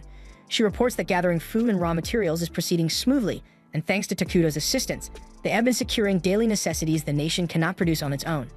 However, that method burns through a great deal of Takuto's mana, so alternative supply routes must be found soon. Because leaning on emergency production this often is not perfect, but for now, it is a critical cost. Takuto answers without hesitation that they can keep leaning on him, then adds that they must prioritize buildings and research that raises mana output so the burden eases over time. Atu then thanks Emerald for the grind and moves the agenda to magic research. Molter rises to deliver his report. He has successfully devised military magic.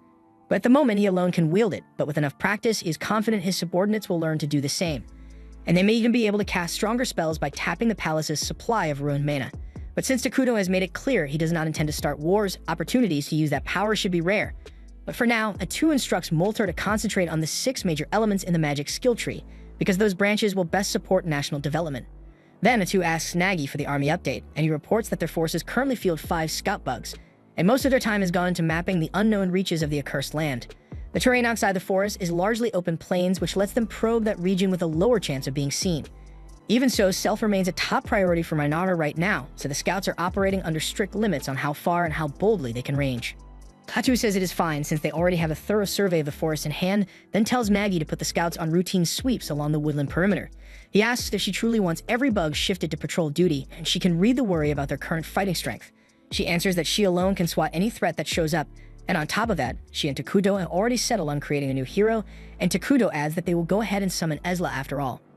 Takuto then asks whether all the prerequisites have been gathered, so Molter reports that timber and rations are stocked and ready, though the heavy mana cost is still an issue. After plenty of back and forth and a little compromise, the council wraps and Takuto feels quietly proud of how well everyone is carrying their load. He then heads toward the throne chamber, papers in hand, when Maria bumps into him and sends the meeting documents skittering across the floor. Carria bows, apologizes for her sister, and hurries to help gather the pages, only for the two of them to tug the same sheet and tear it clean in half. They glance up, bracing for a scolding, but Takuto simply tells them it is all right and takes his seat without raising his voice. Maria steps closer and asks him straight if he is a bad person. By alignment, he counts as evil, so she follows by asking why he has not killed them yet. They have been bungling constantly and pulling mistakes that would get servants executed, yet he keeps sparing them, and they cannot comprehend why. So Takuto asks what they think separates a good person from a bad one. Maria answers that a good person only does good deeds and a bad person only does bad, but he tells her that is only half true. A good person must keep choosing the right thing, so they do not lie, they do not steal, and they do not kill without cause. But a bad person does not have to do the worst thing every time because they act out of self-interest and do what they want, whether others like it or not. In his case, what he wants is to treat them gently, so there's nothing wrong with letting small mistakes slide. And he adds that he already noticed they have been staging some of those blunders on purpose to try to make him furious. The sisters finally confess that all the mistakes were deliberate. They kept poking at boundaries, hoping he'd lose his temper and end them because in their heads, what they did means they don't deserve to keep living. Takuto understands why self-forgiveness feels unreachable after something like that. He can't truly stand in their shoes that he's certain their mother chose that sacrifice, so her daughters would continue, not vanish. He tells them plainly that they are free, and the truest way to honor her choice is to live fully, not shrink into guilt. The road ahead will be rough and uneven, and some days will ache more than others, but he promises to stay beside them at every single step and shoulder what he can. The sisters crumble, tears pouring as they wrap him in a tight embrace, clinging until the storm in their chests eases. A few hours later, Atu walks in and finds both girls asleep across Takuto's throne. A tiny flash of jealousy pricks her, but business comes first, and she reports to him that the survey on the nearby city is done. The nearby city is called Dragonten, and it belongs to Fonkaven, a neutral nation where multiple races live side by side. So Takuto thinks that this diversity should make talks and trade more manageable with them. But he also flags a concern because Dragonten sits way off the trade path, and that location worries him. Atu explains the reason for that location. There's a dragon vein mine beneath the area, and those veins are prized since they naturally generate mana. Strategically, securing such a source early would be huge, so she recommends moving to safeguard it as soon as they can do so wisely. But the report also notes that Dragonten is currently under assault by barbarian groups like ogres and goblins, and the defenders are clearly struggling to hold the line. Takuto asks whether the city has received any backup from its homeland, and as far as Atu can tell, no reinforcements have been dispatched, so conditions are improving, and if anything, they're sliding. Given that picture, he assumes refugees are already on the roads. If Minara opens its gates and shelters those people, they can strengthen their population while building goodwill with Dragonten, and down the line, that partnership could place the Dragon Vein mine within Minara's reach. Takuto then orders Atu to assemble an envoy at once, but on the road to the city, Atu's party runs into a band of beastkin in the middle of the wilds, and the tension spikes. Tonukapali, their leader, is terrified of Atu and the others, since the darkness so dense its visible clings to them. She works hard to keep things calm because her men are so petrified they might lash out at the two in fear, and that could get everyone eliminated. Atu is still under strict orders to keep Minara a secret, so she is preparing to erase every witness on the spot. Yet Pepe is too oblivious to grasp the danger she represents, and he casually asks her name and strikes up a conversation, a move so brazen and foolish that it catches Atu off guard and makes her stay her hand for now. In time, the two groups manage to reach an understanding, and Atu learns that Tonukapoli's party is actually an envoy from Dragonten. That turns out to be a lucky break since it saves her the trip, so she invites Tonukapoli and her people to come meet the king of Minara. Tonukapoli is a little on edge since any king who can command someone as vigorous as Atu is bound to be frightening. And when she finally meets Takuto, it is worse than she imagined because all she can perceive is an endless gulf of darkness, so she's really starting to regret the choice she made before. Then we see that before they cross paths with Atu, the group had been attacked by a giant out in the barren lands. So Pip, one of the staff bearers, used grass magic to locate the giant and drag it down. Sadly, with brain power apparently stuck in the single digits, he doesn't think things through, so instead of finishing the damn job, he stands on its chest and starts demanding applause for his magic. And predictably, the giant tears free and flings Pape aside. But just before it can crush him, Tonukapoli steps in and weaves grass and earth magic together, pinning the giant hard against a rock, then tells her men to kill it. Tonukapoli then turns around and smacked the shit out of Peep's head, and told him to quit acting like a damn fool, because as the lone junior staff bearer, people's lives may one day hinge on his choices. Peep says he will try his best, yet he plainly fails to grasp how serious his role is. If giants keep battering Dragonten, it is only a matter of time before the city is wiped out, and they have no clue what is provoking the attacks in the first place. Their lone lead is a rumor about a calamity surfacing in the accursed lands, so Tonukapoli said she planned to investigate and drill a little responsibility into Pepe while she was at it. She dragged him along, and now she regrets that choice because one wrong move from him could get them all executed. Soon after, Pip blurts out and asks Takuto to be friends, and Tonukapoli panics, and speaking so brazenly to a king could merit execution. She apologizes and tries to cover for his outburst. But to her shock, Takuto actually seemed pleased by the offer and says he would be happy to be friends with him. Afterward, a welcoming banquet is prepared for Pepe and Tonukapoli's party, and once everyone takes their seats, Maria and Karia bring each of them a glass of apple juice. Tonukapoli sips and is astonished because she has never tasted anything this good, and the quality of the glassware here surpasses the work of the finest artisan on the continent. Pape loves the juice too, so he asks Maria for another pour, and before the extra drink even arrives, he bounds out of his chair and starts praising Maggie for his massive muscles. Then he goes to show off his magic to Moltar, and everyone lets him do as he likes, since Takuto seems fond of him. Takuto is struck by how effortlessly social Pepe is in any situation, and he is glad they managed to become friends, but he has never actually had a friend before and does not quite know what friends are supposed to do together. Then, while Tanukapali scolds Pepe, Takuto caught his attention and asks whether he would like to play a game. The room falls silent for a moment because no one expected those words, and Takuto begins to feel awkward. Then Pepe cheerfully agrees to play with him, so the two of them sit down together to play. They start with a game Pepe invents on the spot, where each of them takes a single blade of grass and they tug against each other to see which strand snaps first. Tanukapali fears Takuto might feel slighted by such a simple pastime, yet he's clearly having a great time. They keep playing for a while, and Pepe tries several of the games Takuto dreamed up. He says it was a blast and even suggests Takuto could sell them in Dragonten, but Tanukapali slices him off because it isn't Pepe's damn place to make important decisions on behalf of their city like that. Takuto is actually relieved that Pepe mentioned trade, since he's been planning to open negotiations with Dragonten for some time. But before he can move forward, he knows he'll have to put aside their personal friendship and approach the matter purely as a ruler. After they finish eating, Atu calls Tanukapali over and asks her straight out why she came to the accursed lands in the first place. The question clearly unsettles her, but she answers honestly. Her homeland has been under relentless assault from the barbarians.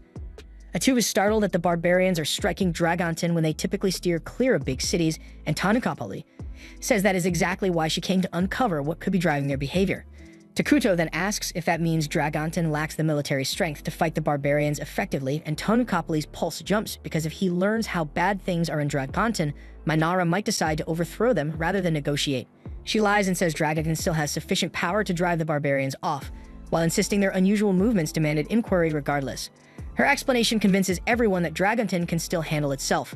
But then Pepe, bless his big mouth, blurts out that he's confused, since earlier Tanukapali told him they were here because Dragonten would be doomed if they don't learn why the barbarians are attacking. Edo can't help pitying Tanukapali for having to wrangle Pepe constantly, but she and Takuto make it plain that they have no designs on Dragonten so she can relax. For the moment, their attention is fixed on internal rebuilding, so launching wars or swallowing neighbors isn't on the agenda. The barbarians, though, are a different matter, and that threat cannot simply be shrugged off.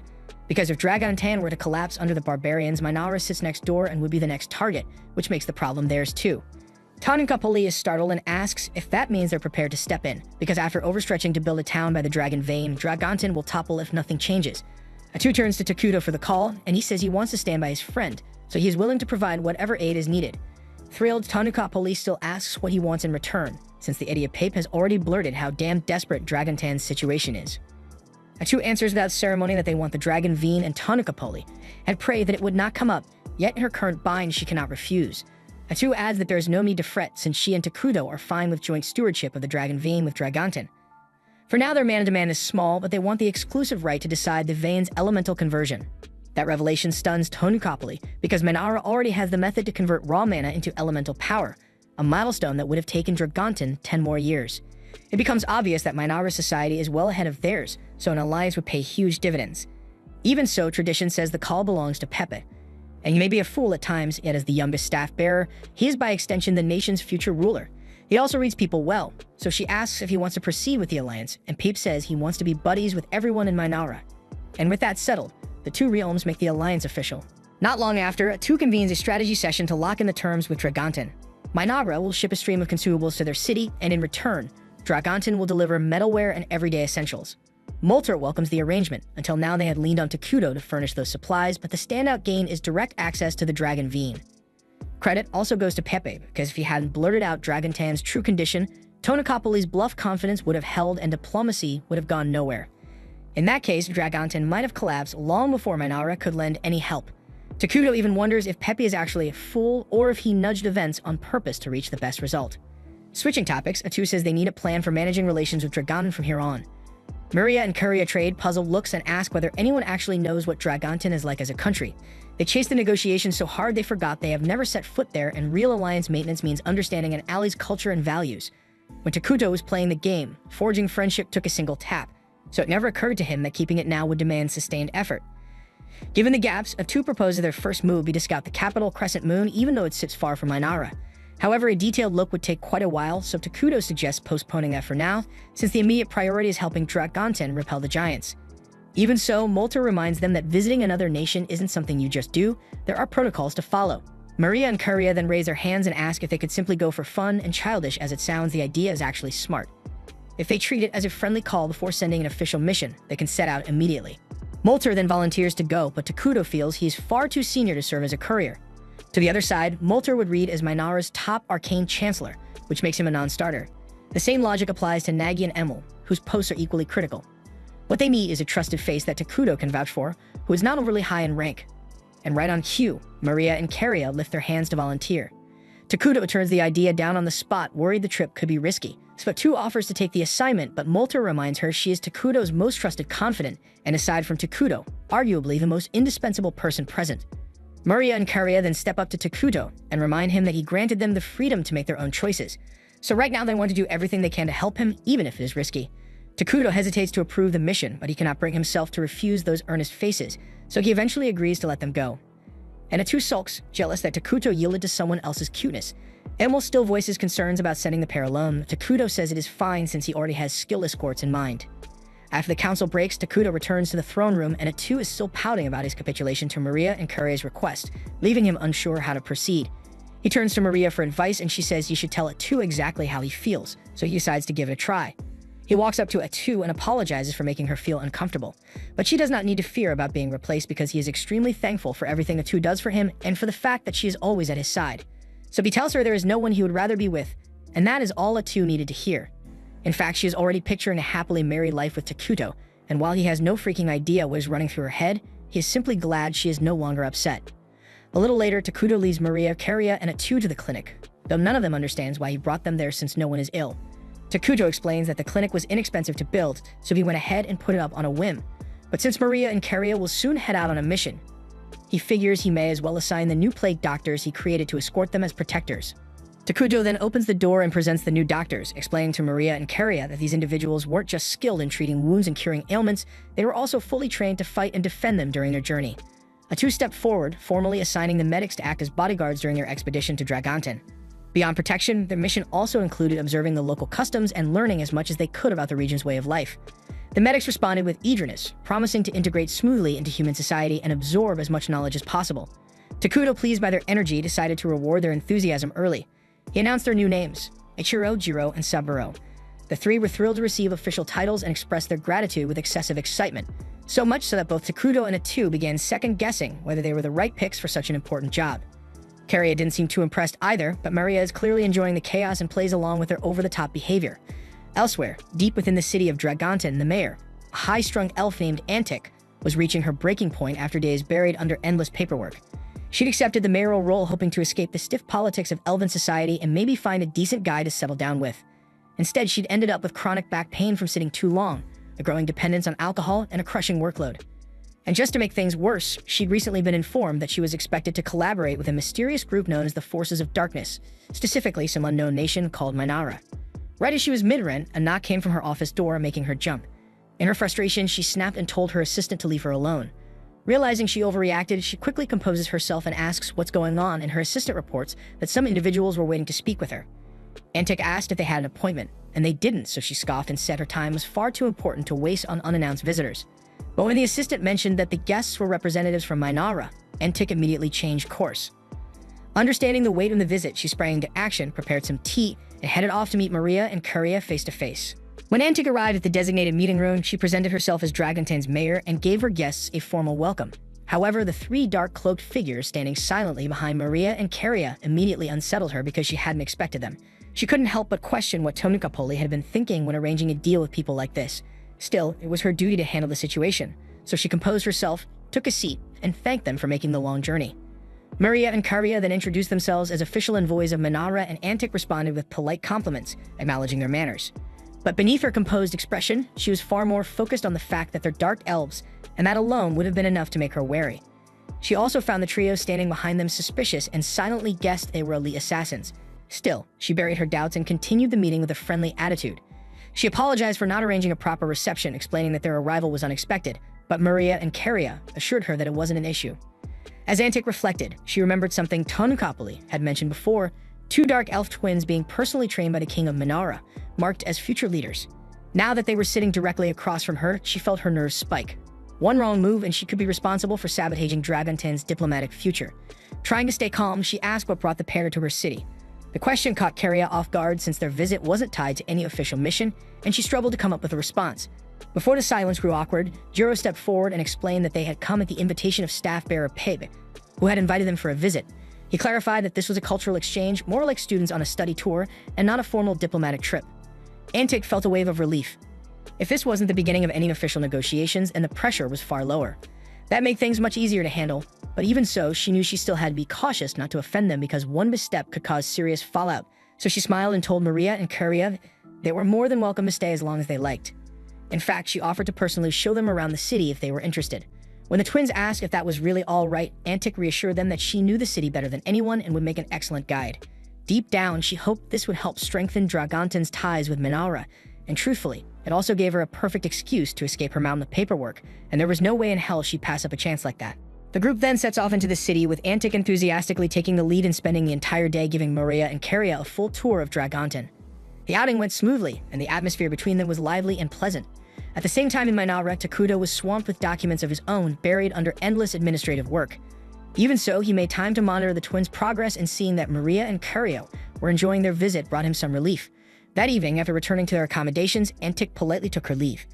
Once alone, Maria and Carria began reviewing everything they had observed throughout the day. Carria asked for Maria's impressions of the city, and Maria noted that the general mood among the townspeople felt tense. The overall sentiment was one of fear, concerns about food shortages, rumors of an impending enemy assault, and a sense of abandonment. The medics were surprised by how much Maria had picked up, especially since they hadn't seen her interacting with anyone directly. But Maria had a natural ability to read the emotions and atmosphere of others, and her insights were rarely wrong.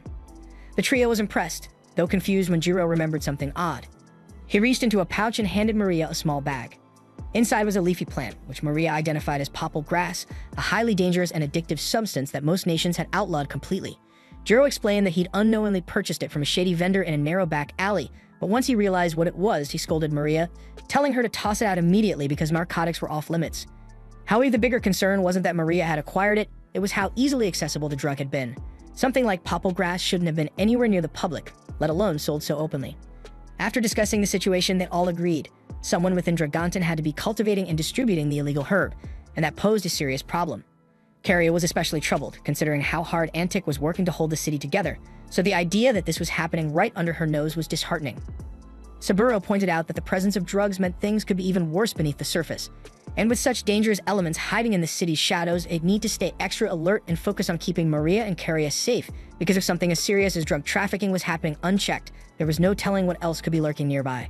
The following morning, the medics escorted Maria and Carria to visit the Dragon Veen, a place known for its stunning natural beauty. The two were taken aback by the sheer number of glowing crystals scattered across the area, each one sparkling with magical energy. Their awe was interrupted when a stranger approached them. Introducing himself as Vesta, he casually remarked how the terrain here was ideal for cultivating popple grass. Carria responded with courteous formality, greeting him and then firmly requesting he get to the point and explain why he had approached them. Vesta said he heard they were official envoys from Minara. With Dragontin and Minara expected to share control of the region in the future, he thought now would be the perfect time to strike up a business proposal. He offered them a chance to partner with him in growing and distributing popple grass. Carria chose to play along and asked what benefits Minara would gain from such an arrangement. Vesta explained that the drug brought in large profits on the black market, and a fair portion of that revenue would naturally go to Minara. He also hinted at providing other incentives, though when pressed, he said those details were too sensitive to discuss in public. Instead, he handed Carria a marked map and suggested they meet in a more private location to talk specifics. After a moment's pause, Carria accepted the map. Vesta smirked and added that he always found it easier to deal with people on the Evil Alliance side of things, since they usually understood him better. He complained about the current mayor constantly enforcing ridiculous restrictions like banning narcotics or outlawing human trafficking. But once Minara's king took over, he was confident the leadership would be far more accepting of his business practices. Several days later, Maria and Carria paid one last visit to Antic before preparing to depart the city. Antic thanked them for their time, saying it had been a pleasure getting to know them during their stay. The twins expressed their gratitude for her hospitality and asked if there was anything they could do in return before leaving. Antic smiled and requested that if possible, they put in a good word for her when they next met with King Takuto, so Maria and Carria agreed without hesitation, promising they'd speak highly of her when the time came. Suddenly, the door to the room swung open and Vesta strutted in with two thugs flanking him. Antic stood up abruptly, furious, and shouted that he had no right to enter without being summoned. But Vesta, as always, showed zero regard for rules or authority, and he'd simply invited himself in. With a smug tone, he said he was only there to receive an answer from Maria and Carria, since they never showed up to the meeting he'd arranged regarding his earlier proposal. Maria calmly asked if he was referring to the ridiculous popple grass partnership he tried to pitch them. Antic's face paled because this was the first she was hearing of any deal between her guests and Vesta, and the idea that Minara might have aligned with someone like him terrified her. Because if Vesta managed to drag that kingdom to his side, it could spell disaster for Dragonton. Maria picked up on Antic's distress and reassured her immediately. She said there was no need to worry because they'd never aligned themselves with filth like Vesta, and they thought it would be obvious to him that their absence from the meeting was their answer. Carria then asked Antic if it would be acceptable for them to handle the situation themselves. Though Vesta was clearly detestable, she wanted to avoid causing an international stir by taking unauthorized action. Antic told them they were free to do as they pleased because Vesta had been a menace to the city for too long, and it was about time someone put him in his place. On cue, the medic stepped forward, ready to deal with him. But strangely, Vesta didn't look intimidated in the slightest. In fact, he grinned with confidence and held up a syringe, and inside were concentrated extracts of the popple plant, and according to him, a single dose was potent enough to turn anyone into a hopeless addict with no will of their own. Maria and Carriette exchanged a look because they knew exactly what his plan was and came here intending to use the drug against them, so they asked if he really thought through what he was doing. Sure, they might seem like harmless girls, but laying a hand on them meant declaring war on the kingdom of Minara, and their king Takuto wasn't someone to cross lightly. But Vesta, blinded by arrogance, believed he could simply control the situation. His brilliant plan was to enslave Maria and Carria with the drug and use them to blackmail Takuto. What he didn't factor in was the presence of the 3 loyal guards standing between him and the girls. He handed the sirens to his men and ordered them to seize the twins. But before they could make a move, a sword flew across the room and embedded itself into the wall, mere inches from Vesta's head. Spinning around in shock, he found his henchmen lying in mangled heaps, taken down in an instant. Back in Minara, Takuto was enjoying a peaceful tea break with Atu. He looked quite satisfied, reflecting on how useful the medics had turned out to be during Maria and Carria's mission because their contribution had far exceeded his expectations. And speaking of them, Emil was still curious about Takuto's decision and asked why send medics along with the twins instead of a standard squad of warriors. So Tu clarified with a calm smile that the 3 weren't ordinary healers. They adored humans and demi-humans, perhaps a little too much. Though masters of medical science, they had a dark side as well. While they could stitch a body back together with expert care, they also had a habit of snacking on brains every now and then, so when provoked, they were utterly terrifying. At the same time in Dragonton, the so-called medics had just finished slicing Vesta's henchmen apart with clinical accuracy. Now the trio was bouncing gleefully around the room, holding up pieces of flayed skin like prize trophies for their collection. Antic dropped to her knees in horror, paralyzed by the sight of the medic's true nature. So Maria walked over to gently console her, trying to calm her nerves even as the medics danced with a freaking human skin. As for Vesta, no amount of pleading would save him now. Trembling, he begged for mercy. But Carria stepped forward with cold finality. She told him that his involvement in the drug trade wasn't her concern because that alone wouldn't have earned her wrath, but the moment he dared to threaten her sister, tried to use mind-controlled drugs on them, and worst of all, insulted their glorious king Takuto, he sealed his own fate. So without a trace of sympathy, Carria gave the order, and minutes later, Vesta was gone. In his place stood the 3 medics, now cheerfully dressed in fresh skin suits crafted from Vesta himself, and Antic could barely process what she was seeing. So Carria turned toward her and offered a lighthearted apology for the mess in the office. She even asked if Antic would like them to cover the cost of cleaning, but Antic, barely keeping it together after literally shit herself, quietly muttered that it wouldn't be necessary. Carria thanked her warmly for her understanding, flashing a sweet, innocent smile. But in the wake of what just happened, that damn smile felt even more disturbing than the scene of dismembered corpses. At that moment, Antic deeply regretted taking the position of mayor, but it was too late to turn back now because this was her reality, and she'd just have to survive it. Then, as soon as the group returns to Minara, they're immediately summoned to a meeting, where Atu is ready to chew them out for everything that happened. But before she starts laying into the rest, she turns to Takuto and demands to know why he didn't step in, especially since he had been monitoring the whole freaking situation from the start. Takuto sheepishly admits that he didn't want the girls to feel like he was hovering over them, so he let them handle it on their own, but clearly that decision backfired. Atu reminds Maria and Carria that she had specifically told them to keep their violent tendencies in check. Yet despite the warning, they still enthusiastically gave the medics the green light to execute people. As for the medics themselves, even if it was necessary to eliminate Vesta and his men, they went way over the damn line by skinning him alive in front of Antic. Fuming, Atu announces that none of them are allowed to leave until they've each written a thorough apology essay, promising to behave better next time. Several hours later, the team regathers in the strategy room to go over Dragonton's current situation.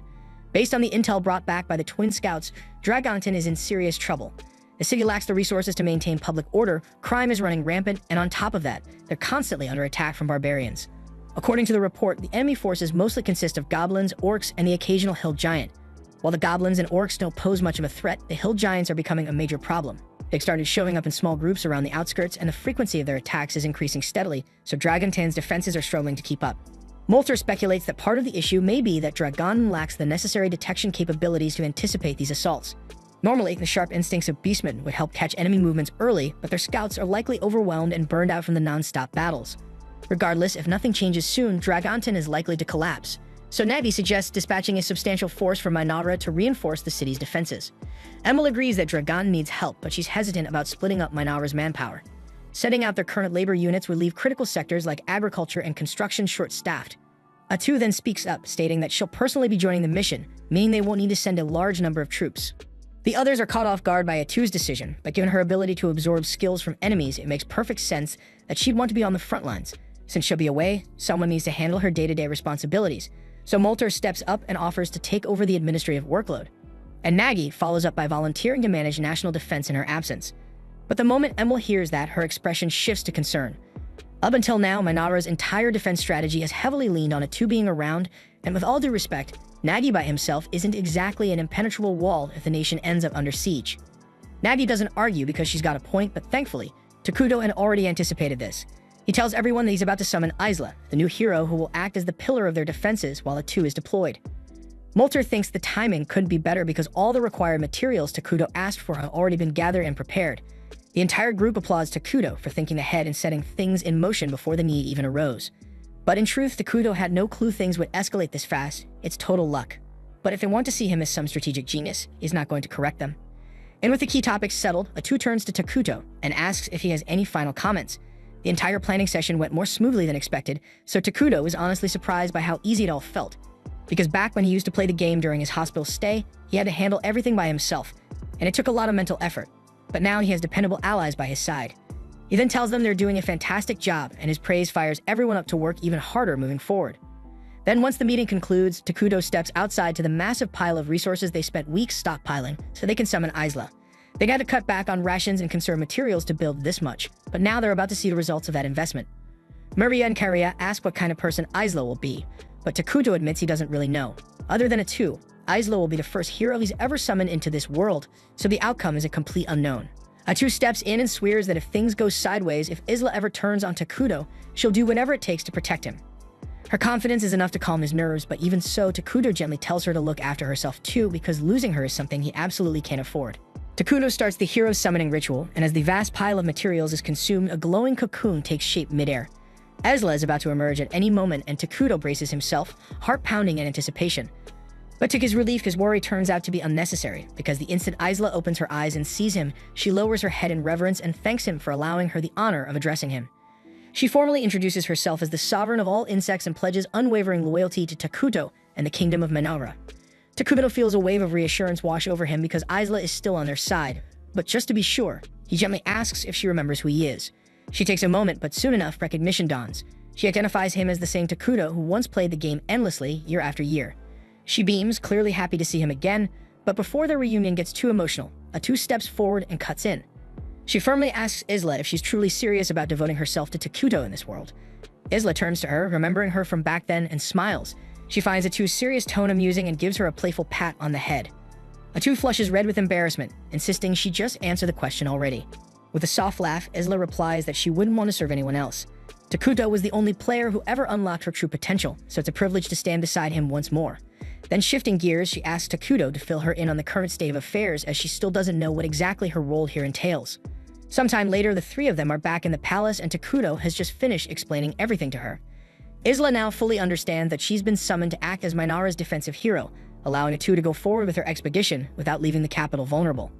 Even though she knows this is the best course of action, Atu can't hide her reluctance. Ever since arriving in this world, she and Takuto have been together constantly. This will be their first extended separation, and she knows they're both going to feel the absence. The following morning, Atu says her goodbyes and heads out for Dragonton with a small unit of soldiers. With her departure, Isla officially steps into her role. She vows to do her part to ensure Takuto enjoys this game of theirs. But after spending just one day with him, she quickly realizes something. Takuto doesn't really do much by himself. It's already midday, and he's still fast asleep on the throne. Maria and Karia then stroll in and casually mention to Isla that Takuto always sleeps in until noon, and when he goes beyond that, it's usually Atu who wakes him up. Isla frowns, clearly unimpressed, so she turns to Takuto and tells him that, as the king, he's setting a terrible precedent by lazing around that late into the day. She encourages him to start waking up earlier from now on, so Takuto gets a bit embarrassed and promises he'll try to do better. The twins are surprised by how effortlessly Isla got him to comply, especially since Atu typically lets him do whatever he wants without complaint. Seeing the twins also reminds Isla of something she meant to ask. So she turns to Takuto and requests permission to borrow Maria and Karia for the afternoon. Takuto doesn't object, but he does ask why she needs them, so Isla explains that she'd like them to give her a proper tour of the kingdom, since she's still unfamiliar with its layout and wants to understand it better, especially to plan its defense more effectively. Takuto agrees because it's a good idea, so he approves the outing. And while they're on the subject of responsibilities, Isla informs him that his citizens will be arriving soon to request formal approvals from him, so he should be prepared to deal with them properly. Right at that moment, Emil enters the chamber, so Isla and the twins politely excuse themselves, leaving Takuto alone with her. Emil then walks up and hands him a stack of documents, asking him to review the labor division reports for the week. Takuto takes the papers, but immediately feels his nerves spike because this is the first time he's speaking to Emil without Atu or the twins nearby, and he's not sure how to handle it. After a few moments of silence, Emil notices his hesitation and asks if there's an issue with her proposal. Takuto quickly shakes his head and tells her that the report looks solid, and he actually thinks her resource allocation is well balanced. However, he asks that starting next week, she scale back the amount of resource collection because now that Isla has been summoned, they don't need the surplus anymore. So Emil nods in understanding, thanks him for the input, and promises to make the adjustments right away. But Takuto is already mentally drained from that short exchange, and unfortunately, there are still a whole bunch of meetings lined up today, so it's shaping up to be a long one. At the same time, Isla is out strolling with the twins, and she asks them to give her a full tour of the facilities around Managra. The twins begin by showing her the administrative building, where all the documentation and internal affairs are managed. But before they can go any further, they spot Emil rushing around with a visibly stressed expression. Noticing her flustered state, Isla steps forward and gently asks if something's wrong because she seems far too busy for this time of day. Emil explains in frustration that Nagi has been tearing through the training equipment like crazy, and it's completely throwing off her monthly resource planning. Isla softly pats Emil on the head and assures her that everything will be fine. She even offers to personally give Nagi a stern talking to for being so careless with the gear, and Emil immediately feels more at ease. Afterward, the group heads over to the training grounds to wait for Nagi. As soon as he shows up, he bolts across the field, zooms past the soldiers, and dramatically smashes their swords, supposedly to make a point about their poor form. And this was exactly the behavior Emil was venting about earlier, so Isla approaches him calmly and questions whether destroying their equipment was truly necessary just to make his message clear. Nagi quickly starts stumbling through an apology, saying he got a little too into it during the training session and didn't realize how excessive he was being. Isla places a reassuring hand on his head and says it's alright, so long as he understands the damage he caused. Still, she urges him to be more thoughtful moving forward. Just then, a bell rings in the distance, so Isla turns to the twins and asks what the sound means, and they explain that it signals the start of dinner. They invite her to come eat with them, and soon, everyone gathers in the central square for the communal meal. Meals are held like this because it helps reduce waste, because preparing food for everyone at once is far more efficient than having individuals cook separately. The Dark Elves approach Isla and inform her that a grand dinner has been prepared in her honor, should she choose to attend. They insist that she dine with the fine plates and utensils reserved for high-ranking figures, saying it would be improper for someone of her status to use standard cutlery. But Isla gently declines and reminds them that she's the defense hero of the kingdom, and that role means protecting the people. To serve properly, she believes it's essential that she experiences daily life the same way they do. Later in the middle of the night, Isla goes for a quiet walk through town, using the time to brainstorm potential defensive plans for the kingdom. As she passes by Maria and Karia's residence, she hears faint noises coming from inside. Curious, she steps in to investigate and is surprised to find the twins curled up in a corner quietly sobbing. Concerned, Isla gently asks what's wrong, so the girls explain that they had a dream, and now they can't fall back asleep. Isla crouches beside them and softly offers to listen if they want to share. The twins nod and begin describing how every few nights they dream about their mother, replaying all the happy memories they had with her. But every time they wake up, the pain of reality hits again. They remember that she's gone, and that sorrow always lingers afterward. However, they quickly add that since meeting Takuto, those dreams have become far less common. In fact, this was the first time in a long while that it happened, so they reassure Isla that she doesn't need to worry too much. Still, Isla can't help but feel protective, and she gently suggests staying with them for the night, just in case the dreams come back. That way, if they wake up scared or upset again, she'll be right there to comfort them. The twins feel much more at ease with Isla nearby and manage to fall asleep with a sense of security. The following day, Isla meets up with Takuto to go over a few topics. After some discussion, they both agree that establishing a school or academy should be the next step in their construction plans. With no current wars or immediate threats, there's little reason to expand their military. Focusing on education makes more sense right now. While on the subject of conflict, Isla asks how Atu is doing over in Dragonten, so Takuto closes his eyes and taps into their shared connection to check in on her, and what he sees instantly perks him up because Atu seems to be in a rather entertaining situation at the moment. And we see dozens of giants barreling straight toward Atu, and for most people, that would be a nightmare. But for her, it's hardly a challenge. With a relaxed flick of her tentacles in their direction, the entire wave of giants is reduced to bloody chunks in an instant. Antic watches from behind, caught between awe and horror. Honestly, it's more horror, especially since this show of force is even more terrifying than what happened during the medic's incident. Atu notices that Antic looks like she's on the verge of a breakdown, so she kindly tells her that she can take a breather if she wants because there's nothing left to worry about on the front lines, and Antic is clearly relieved and thanks her for the gesture. Later on, Atu takes a seat beside Molter while the townsfolk of Dragonton show unexpected kindness toward them. One of the citizens even brings Atu a refreshing drink to help her relax. Molter had assumed that, after witnessing her full transformation, the people would be too scared to even come near her. But surprisingly, they've adapted quickly. Oddly enough, the credit goes to Pepe, who casually compared her to an octopus when Atu first revealed her real form. Since then, the people of Dragonton have just accepted her as some kind of octopus demi-human. Atu finds that description mildly insulting, but at this point, correcting everyone would be more trouble than it's worth, so she just rolls with it. Shifting focus, Molter asks how her project of absorbing abilities from the fallen giants is going. Atu responds that it's going better than expected.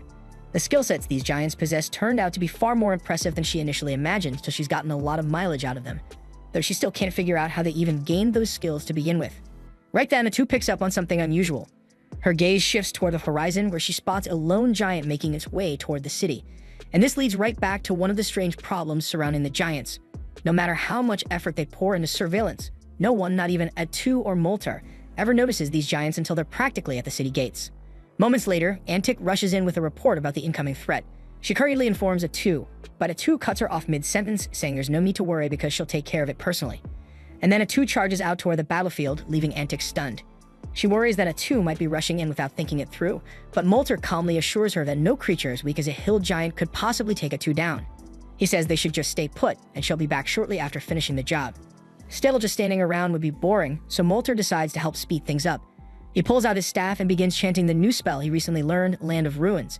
Then a dense, ominous fog spreads out around the approaching giant. Inside this zone, any allies receive powerful buffs, while enemies grow significantly weaker. With the field tilted in Atu's favor, the fight should be over before anyone even blinks. Atu gladly takes advantage of the support spell and wastes no time drawing her blade, unleashing one of the sacred sword techniques she acquired to slice the giant cleanly in half. It's all going according to routine, and Atu prepares to turn back toward the city until something odd catches her eye. Instead of a corpse, the remains of the giant vanish into thin air, and in their place, a pile of gold coins materializes on the battlefield. She immediately contacts Takudo to report the anomaly, but he's just as puzzled as she is. This sort of thing never happened during any of his sessions with Minara when it was still a game. She then checks with Molter to see if this was some hidden mechanic or local phenomenon, but he's equally baffled.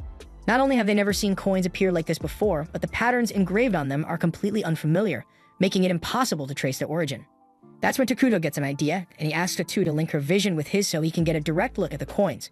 Once her sight is shared, Takudo studies the markings carefully, scanning his memory for anything even remotely similar. After a bit of thinking, he recalls an RPG played in the past called Brave Questus, and he's certain that game used coins bearing this exact crest. At the same time, far to the north, in a ruined city left in the wake of Arakimo's destruction, the saint and her holy knights are making their way through the devastated streets. But just as the knights begin to assess the situation, their heads explode simultaneously. And the cause, of course, is none other than Arakino herself. This is now the 17th encounter between her and the saint, who still can't understand how this lunatic keeps coming back to life. Arakino responds mockingly, stating that she has indeed died 17 times so far at the saint's hands. But if they're talking about records, Arakino thinks it's a little unfair how insanely strong the saint is. Arakino's no weakling, but she's never gotten close to winning, and her deaths are always painfully brutal.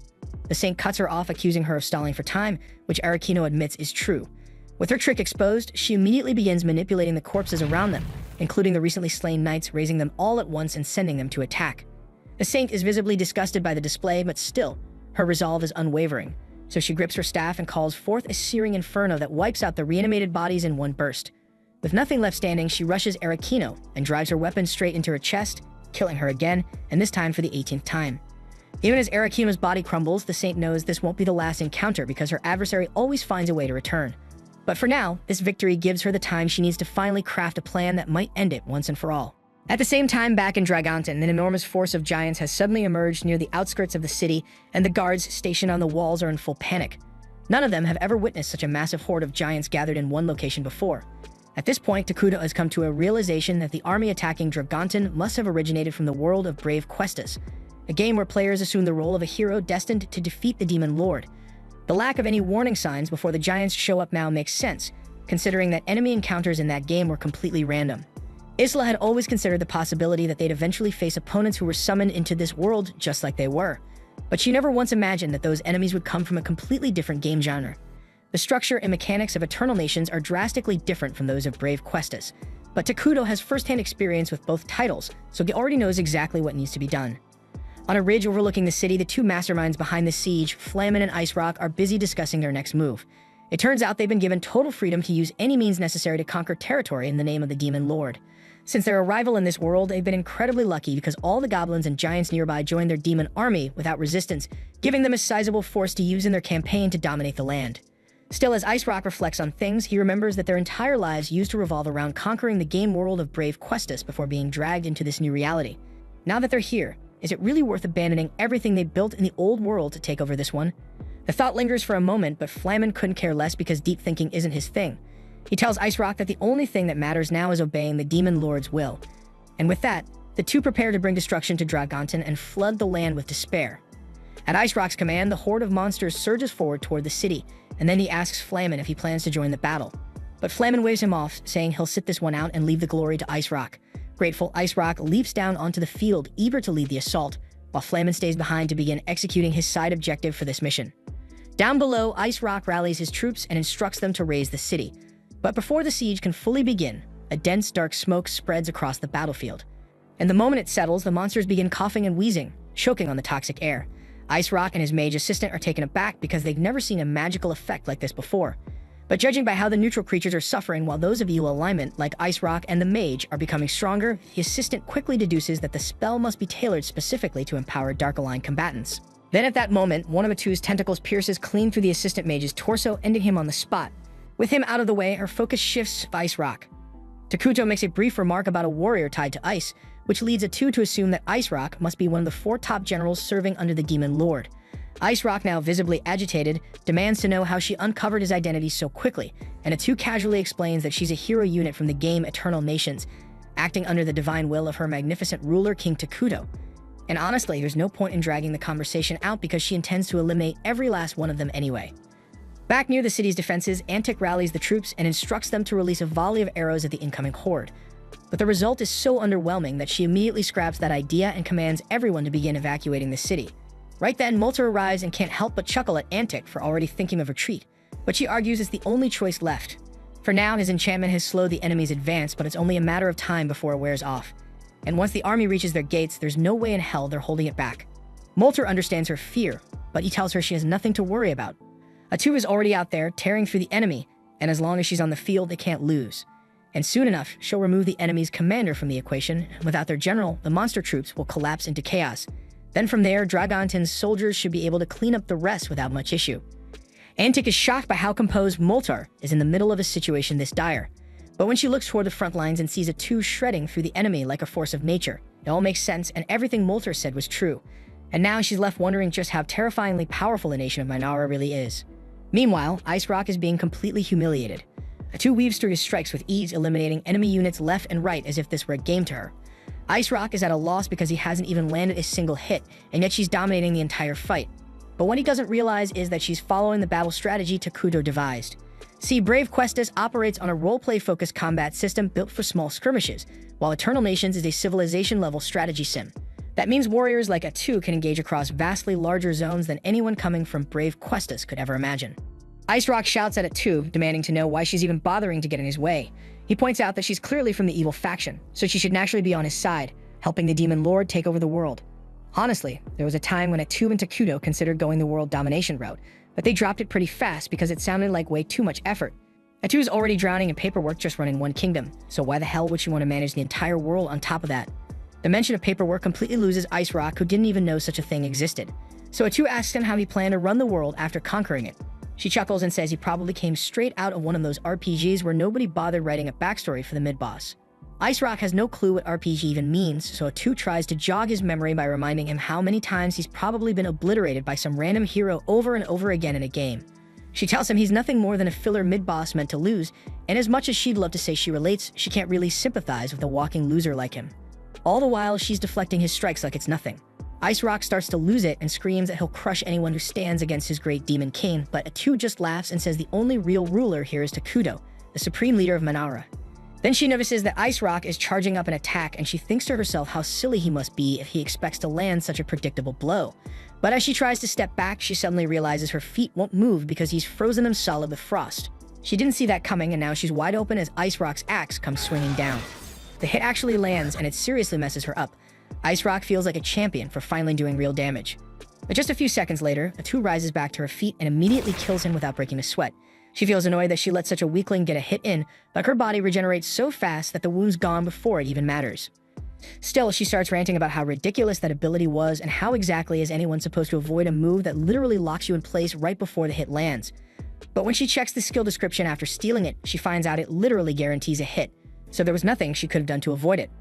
Now that he's dealt with, she tries contacting Takuto to send her status report. But the moment she reaches out, a cold chill runs down her spine as she learned that multiple hostile forces have surrounded Mainara. Elsewhere on the continent, the demon lord from Brave Questus is hard at work building his fortress, surveying the lands of this unfamiliar world he's determined to dominate. Meanwhile, back in Mainara, a breathless dark elf soldier bursts into Takuto's study with urgent news. An enemy force is headed toward them, but Takuto already anticipated this and shows no signs of panic. Isla calmly informs the soldier that one of Takuto's abilities grants him awareness of everything happening within the borders of his domain. So the moment the hostile army entered their territory, Takuto had already dispatched Nagi and the primary military force to intercept. Worried about the situation, Maria and Karia ask if the kingdom is truly at risk, but Takuto assures them there's no cause for alarm because everything is going according to plan. Isla then raises a valid concern that the demon lord leading this assault might be a fellow player like Takuto, but Takuto is way past the point of caring. Under different circumstances, he might try diplomacy, but since Atu already eliminated one of the demon lord's elite generals, and they've made the foolish move of invading his territory directly, Takuto's response will be anything but merciful.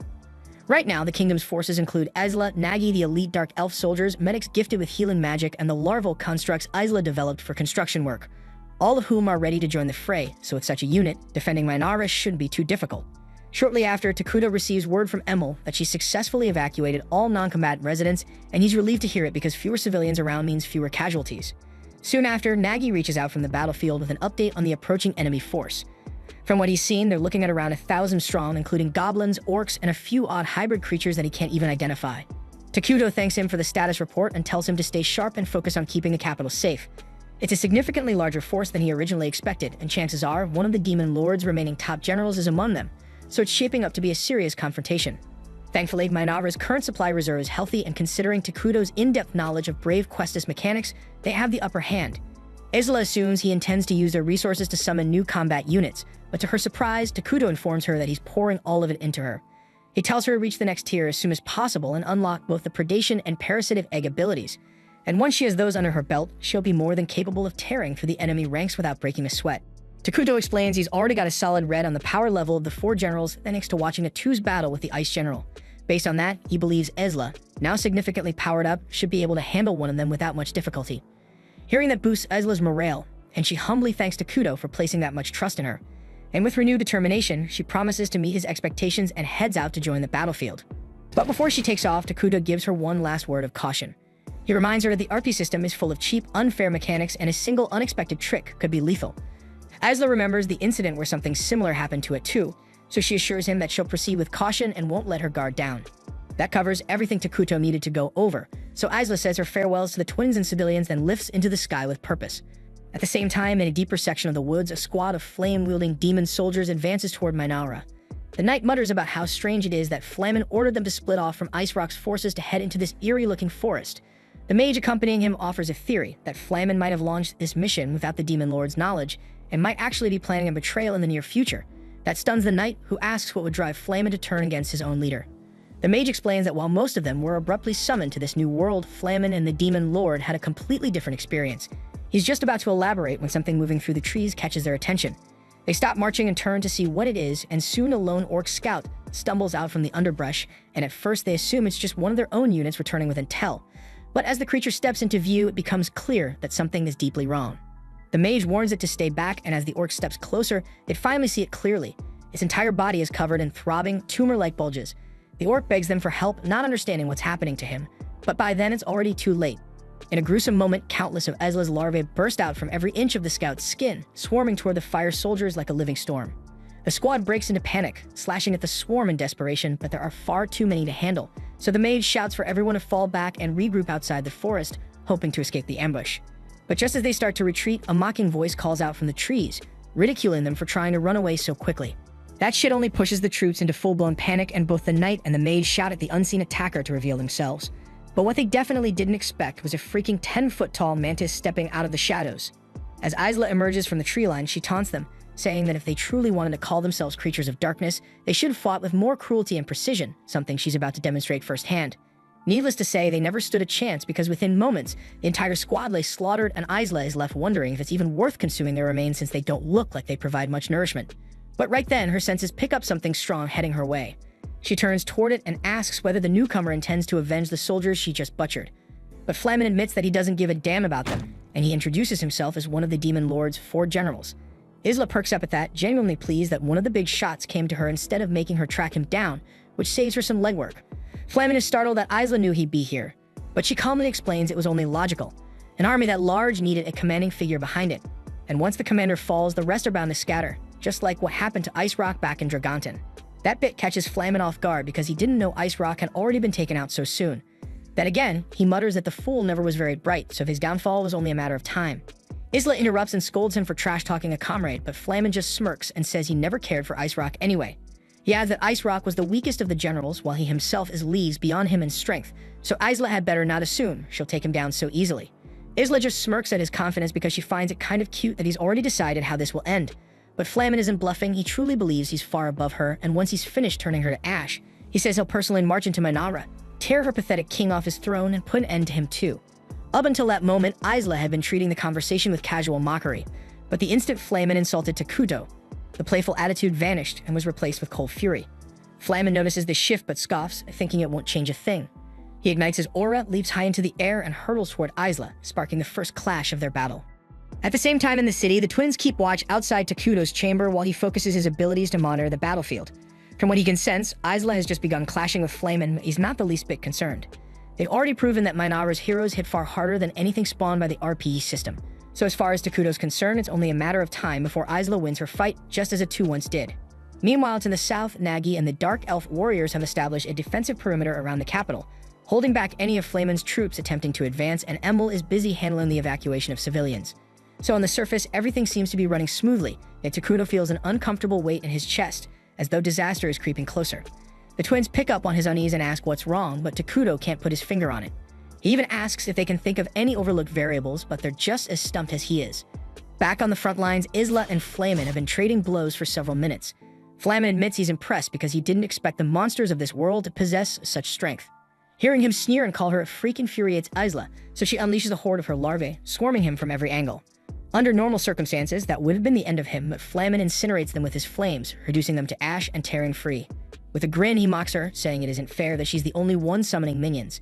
He spreads his arms, and in seconds, squads of orcs and goblins are conjured around him. Isla is caught off guard because she hadn't realized Flamen could summon as well. Worse yet, his technique doesn't seem to drain resources, meaning he can do it as often as he pleases. Isla narrows her eyes, intrigued, and suddenly calls for a pause, saying she has a question. But Flamen has no interest in entertaining her curiosity, and instead of answering, he hurls volleys of fireballs, forcing Isla to shield herself with fresh swarms of larvae. He then orders his summoned troops to rush her, but Isla infects them with her parasites, twisting them under her control and forcing Flamen to retreat a step.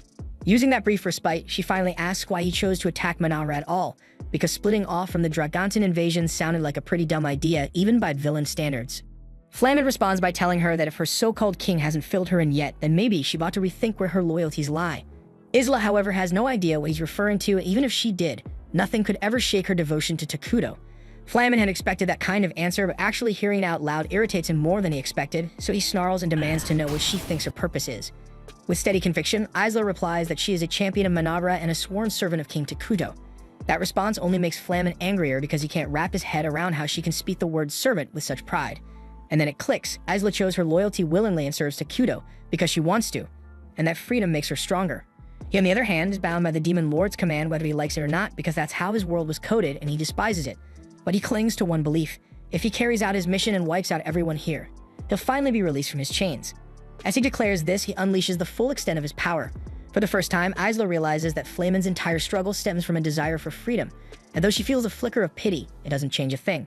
Flamen then hurls a roaring tide of fire across the skies, chasing her relentlessly. One blast strikes her dead on and he's convinced it's over. But to his frustration, Isla emerges unharmed, having shielded herself in a hardened cocoon. She calmly tells him that if he really wants to bring her down, he'll have to do far better than that. In the next instant, Flamen unleashes a rapid barrage of fire, but Isla dodges with ease until his mana burns out completely, leaving him wide open. Seizing the chance, she slashes him deep across the chest. As the wound takes its toll, Flamen realizes this is the end. His thoughts drift back to that strange being who spoke to him and the demon lord before they were summoned here. It had promised him freedom if he destroyed this entire world. But now, bleeding and broken, he accepts that a puppet like him was never capable of fulfilling such an impossible task. Still, surrender isn't in his nature. Moments later, Isla's blade cleaves him in two, and Flamen is finally defeated. She immediately tries to contact Takuto to report her victory, but the link suddenly cuts off. Maria and Karia then appear before her out of nowhere, leaving Isla completely confused. She orders her larvae to form a defensive line around the twins, but at that very moment, the dead Flamen begins to smile. Takuto watches the chaos unfold from his end and immediately tries to ping the others, but an error pops up telling him the chat system isn't available. That had literally never happened before, and his nerves kicked into overdrive. Isla wasn't doing any better because she had already tried reaching out to everyone she could think of, but no one was replying. Not wanting to leave anything to chance, she grabbed Maria and Karia and took off, flying hard to get them somewhere safe. But after several minutes of flying, something felt wrong, and sure enough, they ended up back in the exact same location they started from. Suddenly, Flamen broke into hysterical laughter, clearly enjoying the absurdity of the moment. He casually said there's no skipping this scene and everyone has to play their part. Isla freezes in disbelief because he's speaking and she was certain he had already died. She then didn't waste time and tried to finish him off again with a clean strike, but he didn't even blink at the damage. He just smirked and told her nothing she did now could stop what's coming. He was already dead anyway, so there was no point trying to kill him again.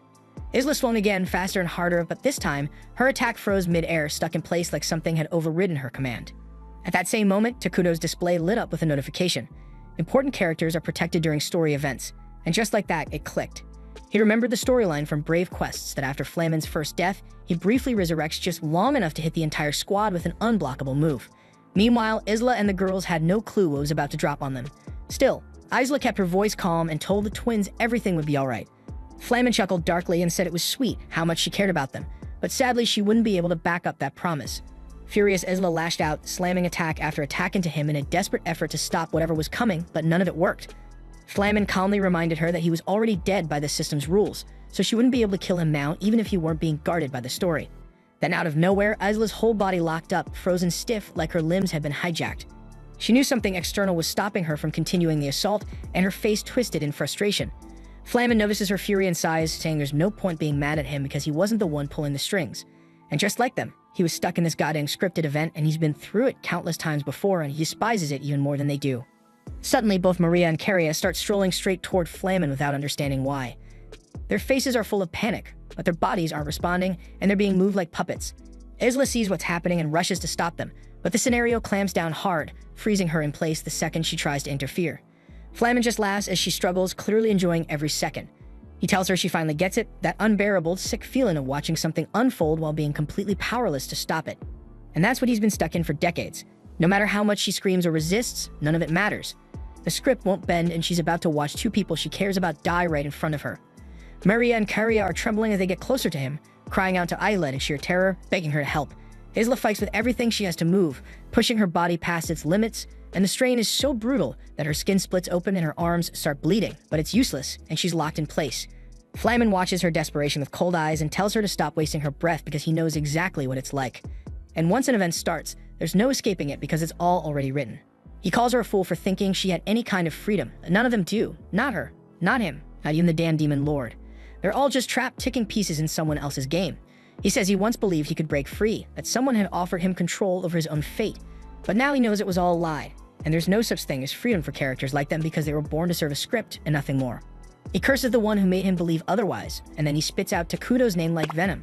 In Flamen's eyes, Takuto is no different, just another player pushing pieces across a board, using people like tools until they break. So if he's going down anyway, he'll make sure to drag one of Takuto's precious favorites with him. Isla begs him not to go through with it, her voice cracking with everything she has left, but Flamen only says that there's no stopping a cutscene once it starts. And then, with no warning, his body erupts in a violent blast with Maria and Karia right next to him when it hits. When the smoke clears, the girls open their eyes inside a massive crater, and Isla is standing above them, barely holding herself up. 50% of her body is wrecked, burned, and broken, but she's alive. And we learn that at the last second, she threw herself between the explosion and the twins, taking the hit meant for them. She smiles faintly, relieved they're okay, even if she's barely breathing. Maria and Carria can't hold back their tears. They rush to Isla's side, begging her to let them carry her back to town for treatment. But when they try to contact Takuto for help, there's no answer. The girls start to spiral, unsure what to do or how to even react. Panic sets in, but Isla tells them not to waste their breath trying to call anyone. It's pointless because no medic out there could fix injuries this bad. She knows she doesn't have much time left, so she tells Maria and Carria to listen closely. She's not going to make it out of this, but before she goes, there's one final thing she needs them to do. The twins break down, blaming themselves for getting caught in Flamin's blast. They cry that this must be karma for thinking they could finally have a happy life, but Isla shuts that down fast. She tells them none of this is their fault. If anything, it's hers for being too weak to survive the hit. But Maria and Carria can't accept that. This is the second time someone who felt like a mother to them has died trying to protect them. They're done pretending they're strong enough to keep going, so they beg Isla to let them die with her because there is no point in living if everyone they love ends up dead anyway. Isla tells them to stop and listen closely because there's something she needs to pass on. She knows this is going to sound twisted, especially after what the girls went through, being forced to survive by eating their mother's remains, but this has to be done. She pushes her hand into her own chest without hesitation, rips out her heart, and holds it out to them. She tells them to eat it and live on for her. The twins collapse into tears, horrified, shaking their heads that they can't do it. Not again. They don't want to go through that nightmare twice, but Isla explains that she has a unique skill called royal succession, and if they consume her heart, her powers, her techniques, her entire skill set, all of it will become theirs. She's sorry she couldn't keep her promise to stay by their side, but this is the only thing she can still give them, so she begs them to take her heart and live on for her sake. At the same time in Dragonten, Atuv is nearly finished wiping out the remaining pockets of the demon army. She's doing great work, but she's also getting seriously annoyed. Molter's been trailing behind her non-stop, clinging to her like a lost puppy. She tells him he can go wait in the city like a normal person, but he refuses, reminding her that Takuto gave him direct orders and he's to march with her until the Demon Lord's fortress is turned to dust. And of course, that's when more monsters show up again. Atu rolls her eyes, clearly fed up, and she's not in the mood for this shit, so without wasting a second, she skewers every damn one of them straight through the throat. But then, out of nowhere, Atu's interface pings with a system alert, and as she reads it, her eyes widen in disbelief. A second later, her fury erupts into a raw scream that shakes the entire battlefield. Molter immediately recognizes the danger and yells for everyone nearby to hit the ground unless they got a death wish. The storm inside her only lasts a moment before Atu manages to pull herself back, exhaling horror as she apologizes for losing it like that. Molter says it's no big deal, but he asks what the hell just happened to trigger her so badly, so she tells him that Isla is dead. At the same time in Mainara, Takuto is still frozen in shock, unable to process it. He knew about Flamin's infamous scripted sequence because it was a staple in the Brave Quest storyline, but he never thought it would carry over into this world. He then tries to connect with Isla one more time, but this time he gets a message that confirms her existence has been erased from the system. The words drop like a hammer and he collapses his knees, crushed by the realization that he's just lost one of his most trusted heroes for real. In the original quest, one version of the event always ended with a single character sacrificing themselves and transferring their power to two others, and that's exactly what happened here. Cutting back to the twins, Maria and Carria have just finished consuming Isla's heart as she had asked them to. The power of royal succession activates, and with it, they inherit Isla's title and power as Mainara's next generation of heroes. But this moment doesn't bring them pride or happiness, only a heavy silence as they quietly join hands and begin walking toward the Demon Lord's fortress. Now that the scripted event has ended, communication channels are back online. Takuto immediately contacts Atu and brings her up to speed. He tells her Isla was taken out by a cutscene event, one that couldn't be interrupted. Atu doesn't fully understand what that means, but she figures it's similar to Ice Rock's unavoidable finishing move. Isla's death hints like a strategic disaster, so Atu says she wants to drop everything and return to Mainara immediately, but Takuto stops her. He explains that while Isla's gone, the twins made it through, and because of Isla's royal succession ability, they've inherited her legacy. The problem is they're already marching toward the stronghold, fueled by rage, grief, and a thirst for vengeance. And they're so locked in that even Takuto's commands aren't reaching them. He makes it clear that Mainara can't risk losing more heroes, so he needs Atu to chase after them and bring them back before they get themselves killed. Atu understands the logic, but she doesn't agree. She argues that leaving Takuto behind without a hero to guard him is dangerous, especially now when there are still unknown mechanics and potential exploits in play that could be used against him. So the last thing they need is a surprise event while he's unprotected. Takuto appreciates Atu's caution and the fact that she's thinking of his safety first, but right now she's the only one he trusts to deal with the twins. Getting Maria and Carria back in one piece is the top priority, and there's no time to argue. He tells her flat out that this is a direct order and it's not up for debate. Atu clenches her jaw, nods once, and takes off at full speed to intercept them. She still hates the idea of leaving Takuto exposed, but she reminds herself that he's not some clueless player. He's a master tactician, and if he made this call, then he must be confident he knows what he's doing. Elsewhere, near the front lines of the demon army's defense zone, Carria is calmly walking up to the Wind Demon General alone. The general narrows her eyes, both confused and amused by the sight of a lone child strolling into enemy territory without a care in the world. She's just about to give the command to vaporize the girl when Karia lifts her gaze and unlocks her new power. And as for Maria, she's always been a little off, but losing Isla shattered something inside her. Now she's practically dancing in front of the Earth's general forces, laughing about how the world despises her. Her expression is twisted with misery, and the general can't decide whether she's freaking mad or terrifying. Back on Karia's side, every demon in the area suddenly starts screeching in agony, their bodies writhing like they're being torn apart from the inside. The Wind General realizes it must be Karia's doing and tries to end her with a cursed gust, but the girl doesn't flinch because her new ability, Divine Light, cancels all curse-based magic completely. Then she locks eyes with the general, and in seconds, the skin on the demon's body begins to rot and slow off her bones. It's another of Karia's new powers that infects her targets with a flesh-consuming disease, and within seconds, the Wind Demon's face liquefies and she collapses dead before she even has time to scream. Back over at Maria's side of the battlefield, her power, shaped by her constant dissociation, manifests as a curse that erases knowledge. Specifically, she makes the Earth General's massive mech forget how to function. Its limbs seize up, and the whole machine collapses into a heap. And no matter what the General does, he can't override the effect. That's when Maria activates her second power, one born from the trauma of having to consume the remains of two mother figures. It gives her a psychic bite that is capable of tearing through multiple targets at once, and when she snaps her jaws shut, chunks of the mech and its golems are ripped clean off and vanish into nothingness. That just leaves the Earthquake General, who's visibly trembling. Maria notices his fear and calmly erases it from his memory, putting him into a passive trance. Then, just like the others, she takes a bite out of him, and it's over. Once the carnage settles, the twins turn their backs to the battlefield and walk away without a word. Their footsteps echo sharply in the silence that follows, leaving nothing but destruction behind them. Then a system alert pops up saying that Maria and Karia are now officially registered as a new world threat, and they're given a new title called the Witches of Regret, one that will spread far and wide. This was the final episode. Subscribe for more anime recaps.